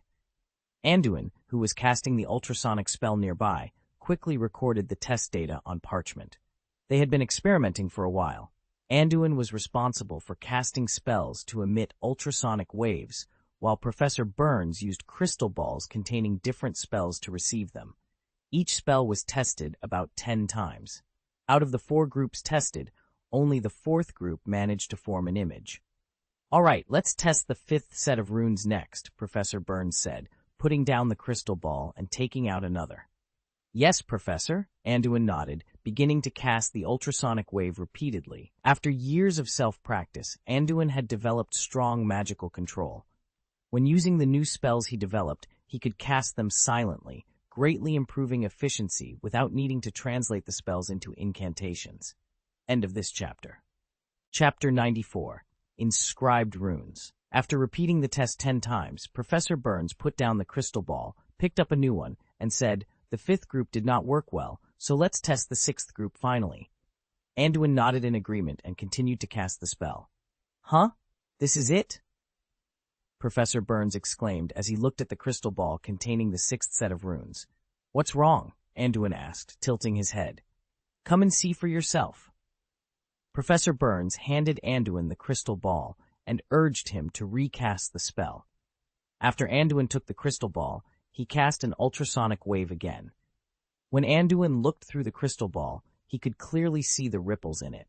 He kept changing the angle and could observe the holographic scene of the entire office in the crystal ball, including the desks that were invisible to the naked eye. The image was clear and stable from every angle. "This is it? We succeeded?" Anduin said excitedly, looking at the scene in the crystal ball. "It seems so. I didn't expect a world composed entirely of sound waves to be so wonderful," Professor Burns said, equally excited. "It seems that the 6th set of runes is the closest to the finished product. If we optimize this set of runes as the core, we will be able to complete this spell." Anduin was overjoyed. He did not expect things to go so smoothly. "Yes, let's start quickly. I can't wait. I know that the ring structure can be done," Professor Burns said excitedly as he opened the rune table and pulled Anduin to start the optimization work. The two made several fine-tunings to the structure and spacing of the set of runes on the rune table, and repeated the test several times. Finally, they determined the most satisfactory rune structure. Professor Burns took a deep breath and said, "Hey, it's finally finished. The next step is to engrave it on the alchemy material. Anduin, are you ready to complete your first alchemy item?" Anduin looked at the final rune, full of pride, and excitedly thanked the professor. "Thank you for everything, Professor Burns. I couldn't have completed this spell without you." "Haha, don't be humble. Without your wonderful idea, I wouldn't have seen such a special rune," Professor Burns laughed. As a very pure scholar, he was also very satisfied to see a new spell produced. "As for the alchemy props, my idea is to make a pair of glasses composed of polished crystal lenses and parather brass. What do you think?" Anduin proposed his ideas to Professor Burns. "I think it's a good idea. My original idea was also mirrors or glasses. The glasses are preferably circular so that the ring structure can just go around the brass frame and then appear like a crystal lens," Professor Burns suggested. "Well, then let's make a pair of monocles. One eyeglass can observe the echo imaging, and the other eyeglass can see the object normally," Anduin added. "It's a good idea. The materials are easy to get. I'll prepare the materials. You can inscribe this rune several times after you go back, and I'll notify you when the materials are ready in a few days. It's really exciting. I can't wait to see the finished product," Professor Burns said excitedly. Seeing that Professor Burns had been teaching him with all his heart for so long and now helped to produce materials, Anduin was sincerely grateful. "Thank you, Professor. I really don't know how to thank you for helping me so much." Professor Burns smiled and said, "What's the matter? This is the result we have accomplished together, and I cherish it very much. Well, I will prepare 2 sets of materials. One of the positioning glasses will be given to me by you. All right?" Seeing Professor Burns being so generous, Anduin smiled and nodded. In the next few days, Anduin practiced inscribing runes whenever he was free. The echolocation charm was relatively simple because it was disassembled into 2 sets of runes, but after all, it was not a familiar combination. At the beginning, Anduin wasted a lot of time, and the number of failures was relatively high. However, after several days of practice, his success rate in inscribing runes gradually improved. Due to long-term practice, the magic input during the inscription process had formed muscle memory, allowing him to focus more on the accuracy of the engraving. This greatly accelerated his progress. One day, after a defense against the dark arts class, Professor Burns approached Anduin and informed him that the materials were ready and they could officially start that evening. Anduin suppressed his excitement and, upon returning to his hut, began to repeatedly practice the inscription of the turning back positioning spell. He wanted to ensure he was in the best possible state for the inscription that night. He even sent Charles, who had come to train with him, away to practice on his own. After dinner, Anduin arrived at Professor Burns's office, brimming with anticipation. "Ready? Then let's get started," Professor Burns said efficiently, smiling at the eager Anduin. Professor Burns then took out the prepared materials. 2 round monocles with dark copper frames and polished transparent crystal lenses. The lenses were completely flat and came with a thin dark copper chain, giving them a delicate appearance. "I've been practicing microsculpting recently. The frame is slender, so I hope it can be successful," Anduin said with a smile. "Haha, don't worry about that. Have you forgotten that we are wizards? You don't need to accommodate these inanimate objects. You need to make them accommodate you," Professor Burns replied with a smile. He then placed a lens on a piece of velvet cloth spread on the table and cast a magnifying spell on it. The lens deformed and enlarged under the spell, becoming the size of a disc. Anduin suddenly realized he had overlooked the possibility of using spells on the material. "This spell will last for more than half an hour. Let's measure the size first. Then, you will practice on a piece of wood of the same size. After that, I will cast the spell again, and you can officially start," Professor Burns instructed methodically. Anduin nodded, appreciating Professor Burns's thoughtfulness.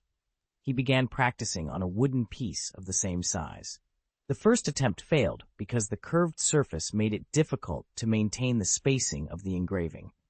However, the second attempt was successful, and he managed to complete it within half an hour. After practicing many times, he had memorized the rune structure and was accustomed to inscribing on curved surfaces. First of all, I apologize to everyone. The editor mentioned that I was updating too quickly, and the recommendations given to me would be put on hold before they are finished. Therefore, I need to adjust the update schedule. There may only be 2 updates in the next 2 or 3 days. Once the recommendation period is over, I will return to the usual 3 updates per day. End of this chapter. Chapter 95, Completion. Very good. Then let's officially start, Professor Burns said with a satisfied smile as he observed Anduin's smooth engraving. Yeah, Anduin nodded, ready to proceed. Professor Burns cast a magnifying spell on a monocle once more. Anduin carefully raised the dark engraving knife and began carving on the magnified spectacle frame. He focused intently, emptying his mind of all distractions to concentrate solely on the engraving. Professor Burns remained silent, ensuring he did not disturb Anduin. In Anduin's world, after a long half-hour filled with numerous exercises and attempts, his emotions had long since stabilized. However, the thought of time constraints occasionally surfaced in his mind. Will there be enough time? But it did not affect the steadiness of his hands. Phew, it's done! Anduin exclaimed, putting down the spectacle frame and knife. He wiped the sweat from his forehead. Although it was his first time working on a real alchemy tool, he had made no mistakes. Okay, try it yourself, Professor Burns urged, clearly pleased with Anduin's work. Yeah. Anduin cast Curse Immediate Stop to restore the monocle to its original size. He gently squeezed it, brought it to his right eye, and opened his eyes slightly to clamp the lens in place. Then he raised his wand and cast an echoing spell. At that moment, Anduin's right eye could clearly see a wave line spreading around, revealing the outline of all objects in the office. When he closed his left eye, the scene became even clearer. The entire world in his vision was composed of dark blue and gray lines. "How is it?" Professor Burns couldn't help but ask. "It's amazing. You should try it yourself," Anduin said, handing the glasses to Professor Burns. Professor Burns tried them on and couldn't help but show an intoxicated expression. "It's a unique and wonderful perspective. These ripples constantly flowing on the walls and objects. Are they sound waves?" he asked excitedly. "Yes, even I didn't expect the finished product to be so surprising," Anduin replied, trying to suppress the joy in his heart. "Haha, don't get too comfortable. There's one more to engrave. Take a break, drink some water, and let's continue," Professor Burns said with a smile. "Yeah," Anduin nodded. After a short rest, he quickly got back into the zone. This time, the inscription was easier than the first. With a successful experience under his belt, his worries had dissipated, and he completed the operation smoothly. After completing the enchanting engraving of the two monocles, Professor Burns and Anduin couldn't help but play with the glasses together. Soon, they were no longer satisfied with just trying them in the office and ran outside the room, like two kids with a new toy. Anduin's wand kept casting the echo charm, and the two observed everything around them through their glasses: the ground, the corridor, the walls, and even farther away. They saw a couple secretly making out in a corner, a flying owl, and Filch patrolling 2 floors apart. The echo spell could cover a wide range, and now, centered on the two of them, it could see corners within a radius of more than 100 meters. The more you experience it, the more amazing it is. This feeling is really addicting. "Anduin, thank you for allowing me to enjoy such a novel experience at this age," Professor Burns said with a smile. "You've won, Professor. If it wasn't for your help, I wouldn't have been able to complete this spell alone," Anduin replied truthfully. "Don't be too modest. This set of spells is enough for you to become famous in the wizarding academic world. Hurry up and write a paper on this, and I will help you submit it to various academic journals," Professor Burns reminded him. "Okay, but please allow me to record your name in the developer list. After all, we researched it together," Anduin said, looking at Professor Burns with a smile. "Okay, but I can only be the second signatory. You are the initiator of this research," Professor Burns said with a smile, not rejecting Ewan's kindness, but adding a condition. The two exchanged smiles and returned to the room to celebrate the birth of the new spell. In addition to celebrating, Professor Burns shared a wealth of alchemy information from the wizarding world with Anduin. Currently, Wizards International has a special alchemy research center headquartered in Cairo, Egypt. The British magical community does not have much influence in international alchemy academia. Dumbledore is the only well-known alchemist in the UK, having once won the Pioneering Contribution Gold Medal at the Cairo International Alchemy Conference. Unfortunately, Dumbledore did not devote much time and energy to alchemy. Professor Burns was very optimistic about Anduin, believing he had the potential to become a master alchemist. He constantly encouraged Anduin to study more, suggesting that he might shine at the International Alchemy Conference in the future. After hearing Professor Burns' introduction, Anduin gained a deeper understanding of the wizarding world. Learning that Britain was somewhat of an alchemical desert, he began to yearn for the wizarding world in other countries. Since that night, there were 2 more people wearing monocles at Hogwarts: Edgar Burns, the Defense Against the Dark Arts professor, and Anduin. This new accessory did not go unnoticed. "Let me see, Anduin. Is this a new trend? Why are you wearing this monocle all day long?" Vivian, with her curious nature, had quickly recovered from her recent Quidditch loss. Seeing Anduin and Professor Burns wearing monocles all the time piqued her curiosity. "It's nothing, just a gift I gave to Professor Burns." "Maybe I'll give you one this Christmas," Anduin replied, feeling exasperated by Vivian's persistent questions. He couldn't even keep his glasses on during class without drawing attention. "I don't want one. I just want to try it out," Vivian said, shaking her head as she imagined herself wearing a monocle every day. Reluctantly, Anduin lent her the glasses to try. Without activating the echo charm, they were just ordinary glasses. "What? There's no prescription at all. Are you wearing this thing every day just to look cool?" Vivian tried on the monocle, found a mirror, and struck a pose. Finding nothing special about it, she quickly lost interest. End of this chapter. Chapter 96, The Infrasonic Curse. Taking back his glasses, Anduin didn't have time to linger with Vivian. He had more pressing matters to attend to. After bidding her farewell, he quickly returned to his cabin in the Forbidden Forest. Today, he was ready to complete his research and experimentation with another spell, the infrasonic spell, which is the opposite of the echo spell. The echo mantra uses high-frequency ultrasonic waves that refract and return to their original path after touching an object, allowing for reconnaissance and exploration. In contrast, the infrasonic wave is an ultra-low-frequency sound wave. Because it has a similar vibration frequency to the organs of living beings, it easily forms resonance and can directly affect the nervous system. High-intensity infrasound waves are extremely lethal. In previous research, Anduin had overcome the difficulty of adjusting the frequency of sound waves. Since it was possible to increase the frequency, reducing it posed no problem. In recent days, Anduin had been developing and experimenting with related spells. Next is the third infrasonic spell test. The spell combination is a triangle. The test time is October 10th at 4:16 p.m., Anduin wrote in his notebook. He then carried a small rat's cage outside the house. Since this was a test of a potentially lethal spell, Anduin had prepared many mice as test subjects. Pulling out his wand, Anduin recalled the structure of the spell to be tested. He controlled his magic to shape the spell at the tip of the wand, then placed the wand in front of the mouse cage and activated the spell. A silent wave erupted from the tip of the wand. Although there was no audible sound, Anduin could clearly feel its impact. Unexpectedly, he was numbed by the shock, and his ears were filled with tinnitus. A wave of nausea followed, overwhelming him. "I can't stand it anymore." Anduin staggered, grabbing the wooden fence next to him for support. He bent down and vomited, tears and snot streaming down his face. His entire body felt unbearably uncomfortable. Anduin vomited for at least 5 or 6 minutes before gradually recovering. His head was still groggy, so he stood there with his eyes closed, resting for a long while before finally regaining his senses. Shaking his head vigorously, he felt the dizziness gradually subside. He hurriedly ran to the sink inside the house to wash his face, then walked to the mirror to carefully observe himself.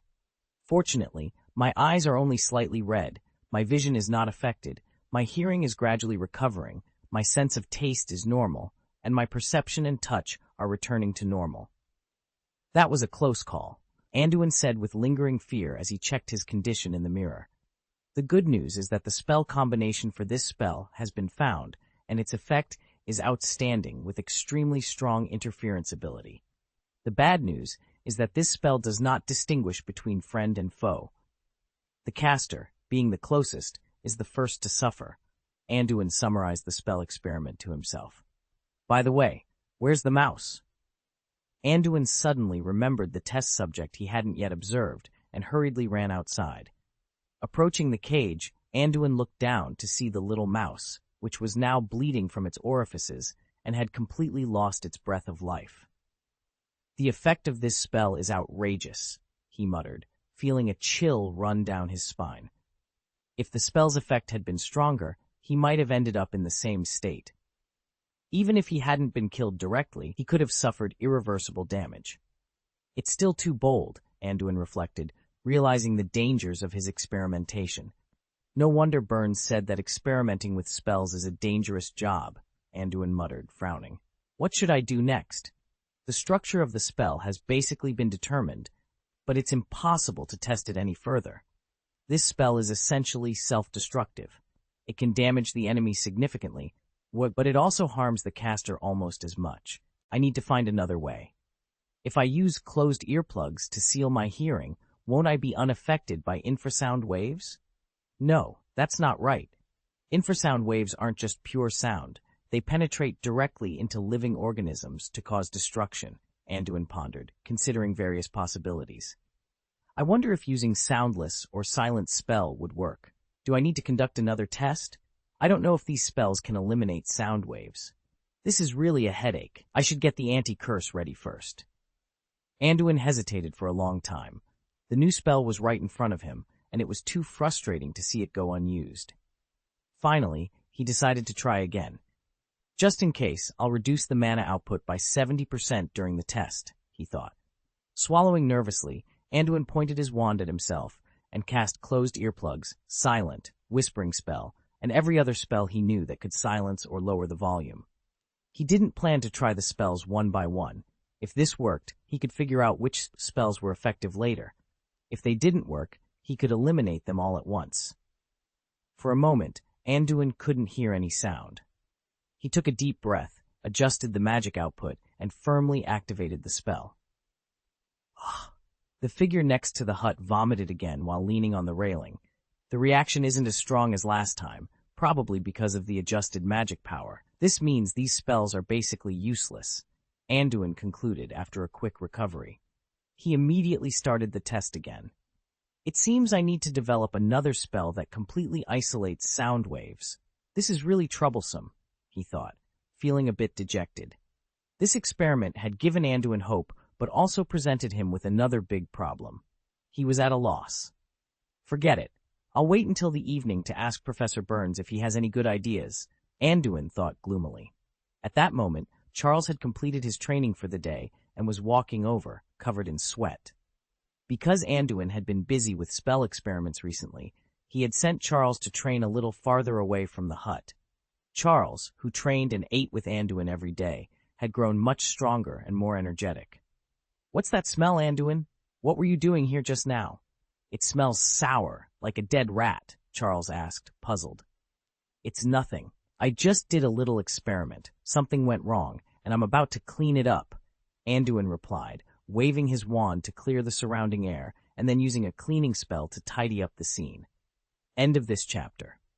Chapter 97, Wind and Waves, Expelling Curse. Charles watched as Anduin cleaned up the scene, not thinking too much about it. He ran into the house, poured himself a large glass of water, drank it, and then curiously asked, "How is your experiment going? Last time I heard, you mentioned it was an experiment in sonic magic." "There has been some progress, but now there are new problems. I still need to find a way to isolate the sound waves. In short, it's very troublesome," Anduin replied, deep in thought. "Isolate the sound? Wouldn't it be possible to use earplugs or silence spells?" Charles suggested. "It's not that simple. Sound waves and sounds are different. It's not just about not hearing them," Anduin replied helplessly. "Is it really that complicated? Sonic magic? I haven't heard of it, but I have heard of water magic. It would be nice if the sound could be calmed down by the wind and wave repelling charm, like water," Charles said casually as he drank his water. "Wait, Charles, what did you just say?" Anduin suddenly raised his head and stared at Charles. "What did I say? Water waves?" Charles repeated. "No, you mentioned a spell that can calm the waves?" Anduin clarified. "Do you mean the wind and waves repelling charm?" Charles asked uncertainly. "Yes, that's it. Is there really such a spell that can calm the waves?" Anduin asked eagerly. "Ah, I heard about it from a senior who was bragging. It was Granda Cheetalk from our college. She said that when she was playing in the Aegean Sea, she encountered wind and waves, and then a fellow wizard used this spell to calm the waves. She also learned this spell from that wizard," Charles explained, noticing Anduin's wide-eyed stare. "Can I ask that senior to teach me? This is very important for my experiment," Anduin asked excitedly, realizing it was a spell from a student at the school. "She is now a 7th grade student. It seems she went for an internship because she applied for a job in the Wizard's radio broadcast," Charles recalled. "What? Will she come back to school then?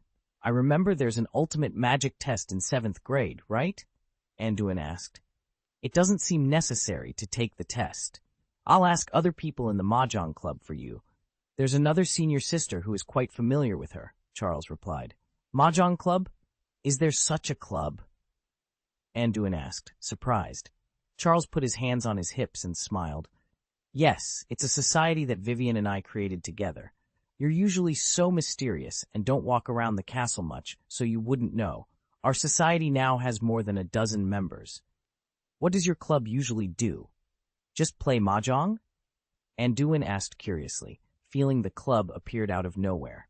"Yes, you borrowed a pair of mahjong tiles from us before, and didn't you give me and Vivienne a pair after Christmas?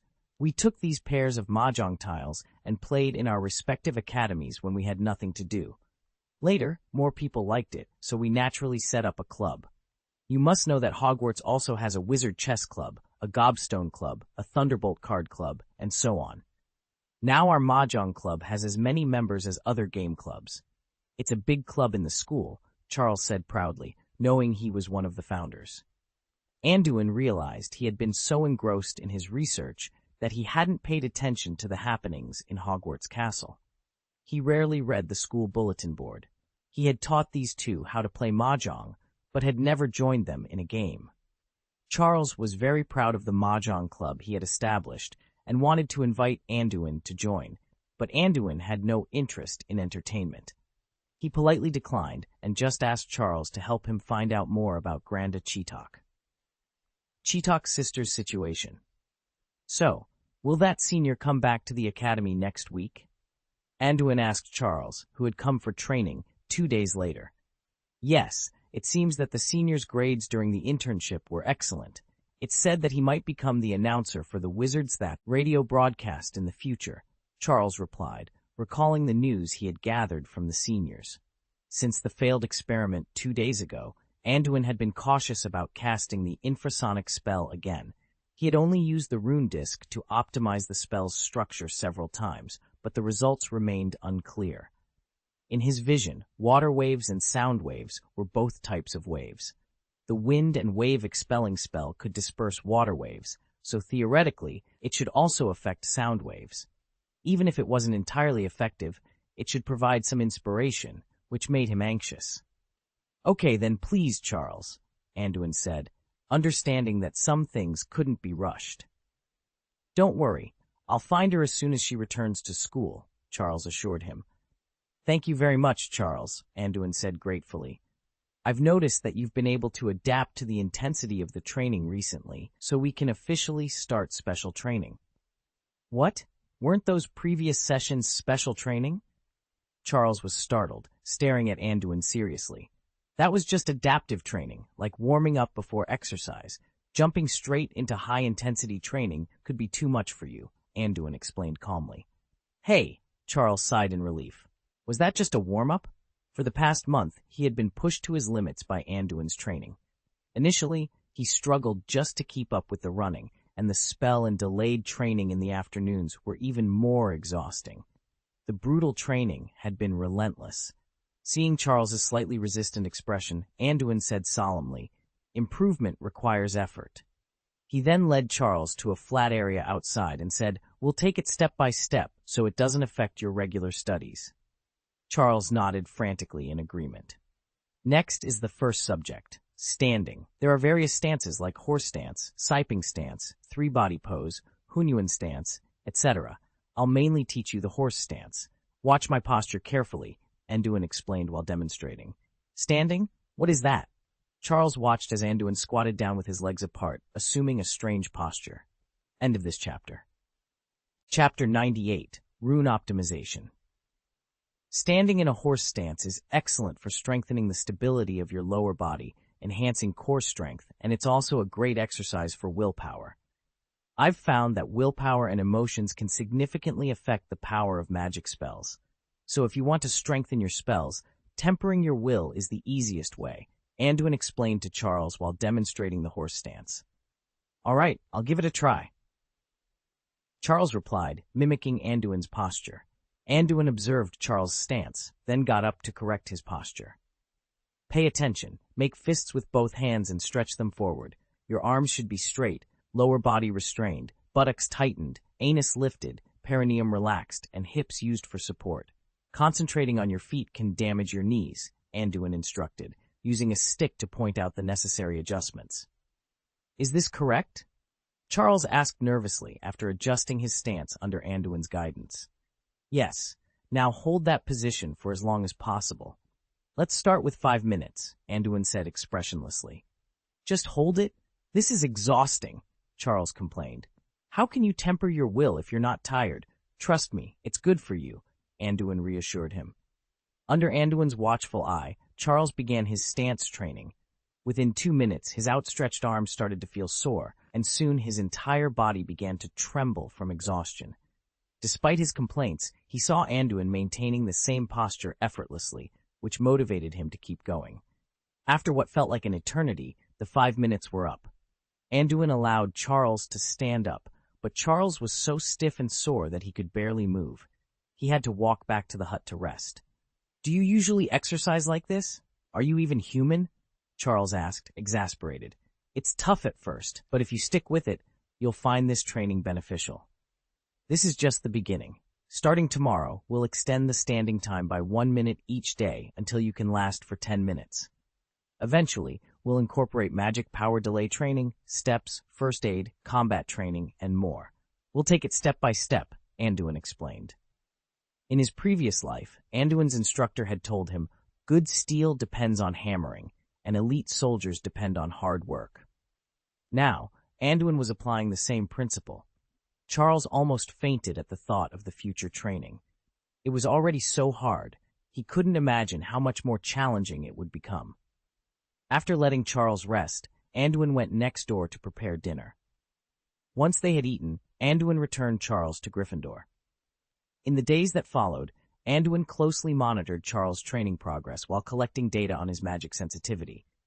The long-term data showed that the delayed training method Anduin had developed was indeed effective in enhancing magic sensitivity.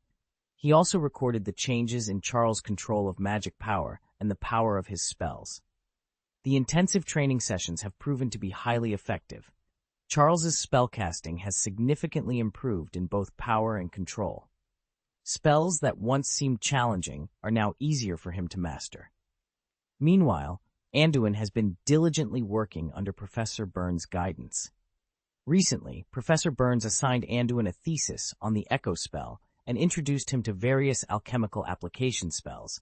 These spells, such as swift spells, strengthening spells, silent spells, and stress spells, are unique in that they lack incantations and can only be used on enchanted alchemical items. Anduin feels that his recent progress has been substantial.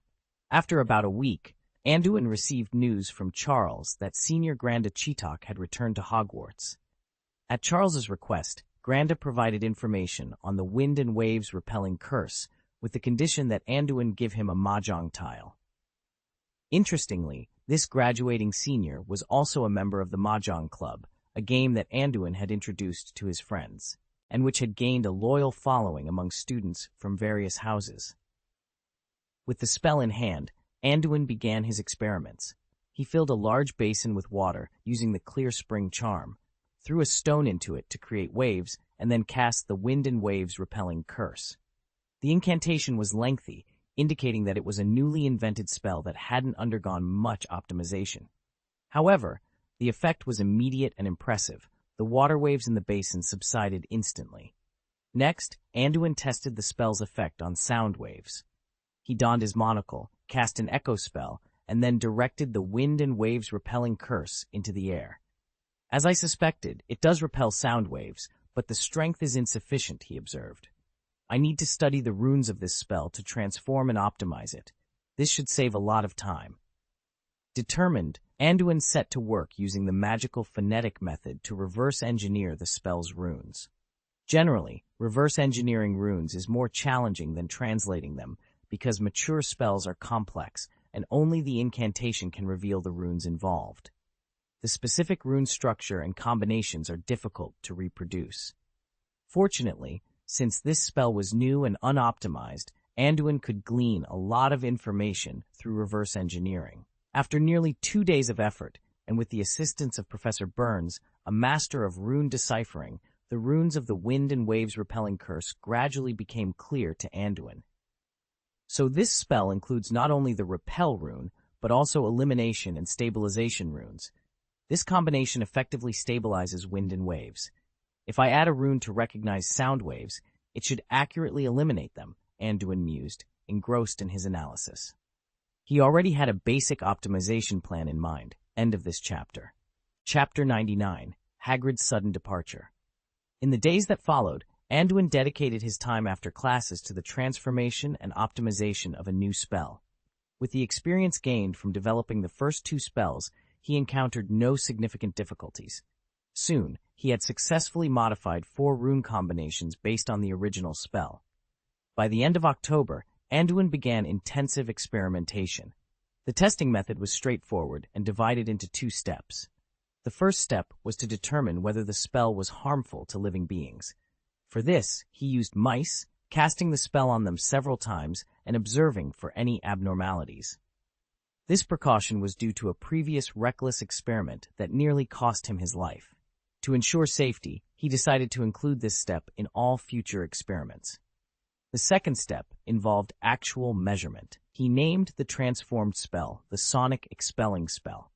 He cast the spell on himself and then listened to the surrounding natural sounds.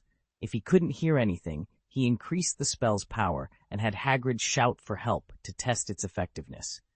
After achieving the desired effect, he moved on to test the Echo Mantra. Given that ultrasonic waves have a very high frequency, theoretically, if they could be shielded, all sound waves should be blocked. Finally, he tested the infrasonic spell.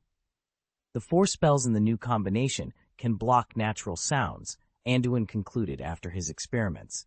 But only the 3rd spell can completely block ultrasonic waves, so this spell will serve as the basis for optimization.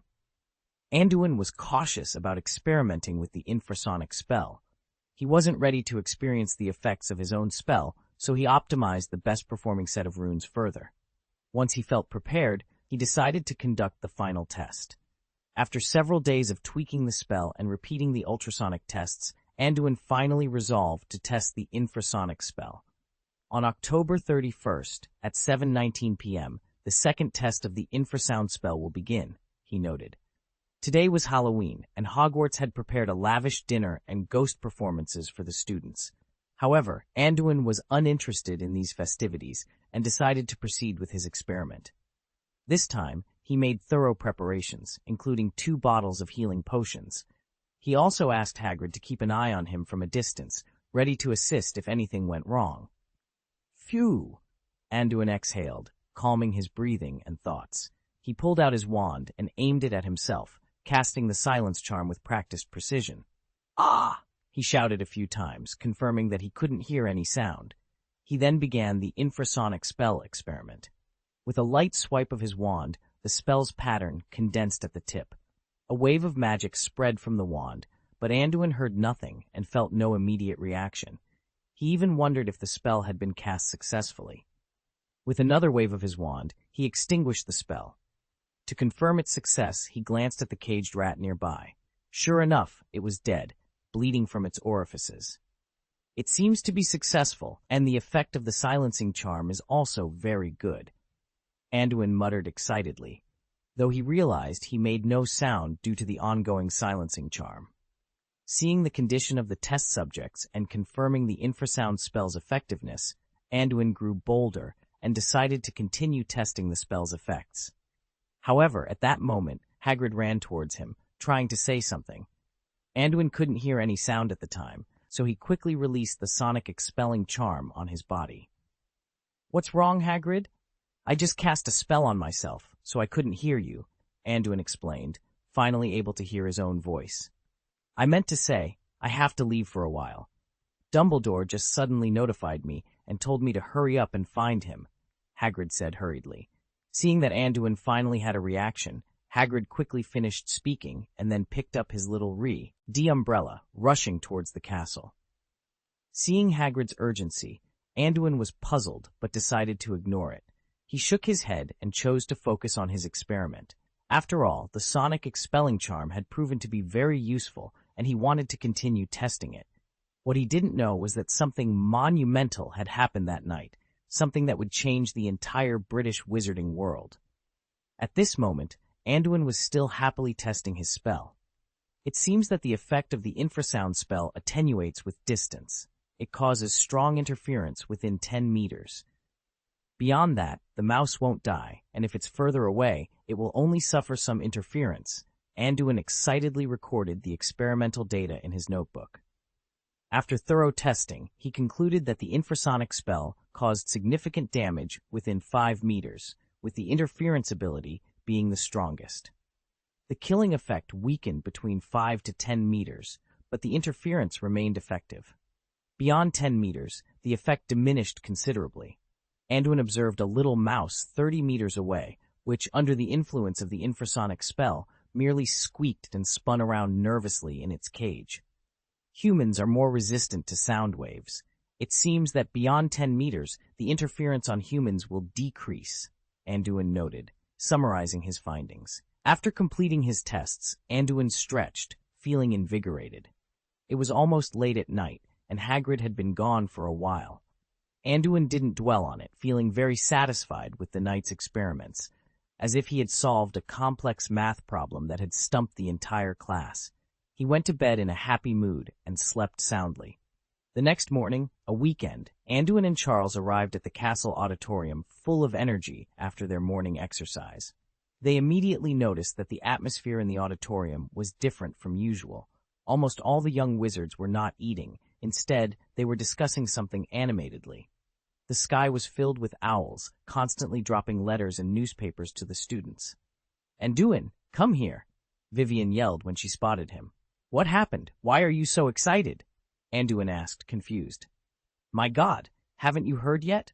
Vivian said, looking shocked. "The Dark Lord has fallen. It's said that he was defeated by a boy who survived. Early this morning, the Daily Prophet announced the news, and my family also sent a letter to confirm it." "What?" Anduin was stunned and snatched the newspaper from Vivian's hand. End of this chapter. Chapter 100. The Truth. Urgent News. A horrific murder took place last night in Godric's Hollow. According to sources, the Dark Lord broke into the Potter residence on the night of October 10th and brutally murdered James and Lily Potter. Attempts were made to kill their infant child, Harry Potter, but the Dark Lord's killing curse failed for unknown reasons. Senior Aurors suspect that the Dark Lord was killed by the rebound of his own curse. The boy who survived the attack, Harry Potter, has been placed under the protection of Dumbledore, the headmaster of Hogwarts. The cover of the Daily Prophet vividly described last night's tragedy, with large headlines such as Godric's Hollow Incident, The Downfall of the Dark Lord, and The Boy Who Lived. Anduin couldn't help but tremble. He never wanted to face this tragedy, but he couldn't understand how it had happened. Wasn't the Potter family protected by Dumbledore? And what about Sirius? Wasn't he responsible for protecting the Potters? How could such a tragedy still occur? Desperate for answers, Anduin continued to read the Daily Prophet. On the second page, he found news about Sirius, but it was bad news. The newspaper reported that Sirius had blown up an entire Muggle street, killing Peter Pettigrew and 12 Muggles. He was captured by the Aurors, who arrived at the scene. The report claimed that Sirius had betrayed the Potters, directly causing the Godric's Hollow incident. "What?" Anduin exclaimed, stunned by the report. Vivian, who was next to him, was startled by his loud roar. After confirming the downfall of the Dark Lord, the surrounding students were excitedly celebrating. Some threw their wizard hats into the air, others set off fireworks over the auditorium, and some even jumped on the dining tables, shouting loudly. Many Slytherin students beside Anduin were also celebrating, but the pureblood wizards stared at the newspaper in disbelief. Anduin's face had lost the excitement and joy of the previous, replaced by doubt and anger. He stood up abruptly, grabbed the newspaper, and ran out of the auditorium. Vivian watched him leave hurriedly, confused. Anduin knocked desperately on Professor McGonagall's office door. As a member of the Order of the Phoenix, she should know what had happened. But after waiting for a long time with no response, it seemed Professor McGonagall was not there. Anduin then rushed to Professor Burns' office. Professor Burns opened the door and saw Anduin, breathless and clutching the newspaper. He immediately understood what was going on, knowing that Anduin was shocked by the previous night's events. "Is this true, Professor?"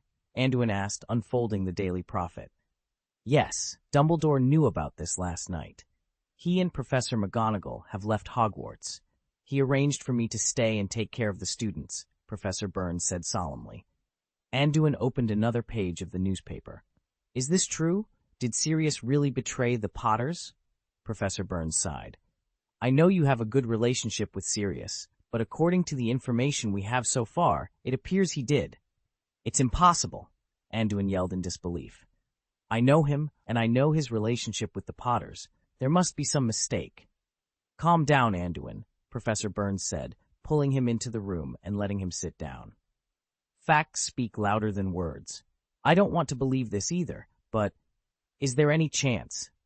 Any evidence? Even if he killed Peter Pettigrew, maybe there's something hidden in it?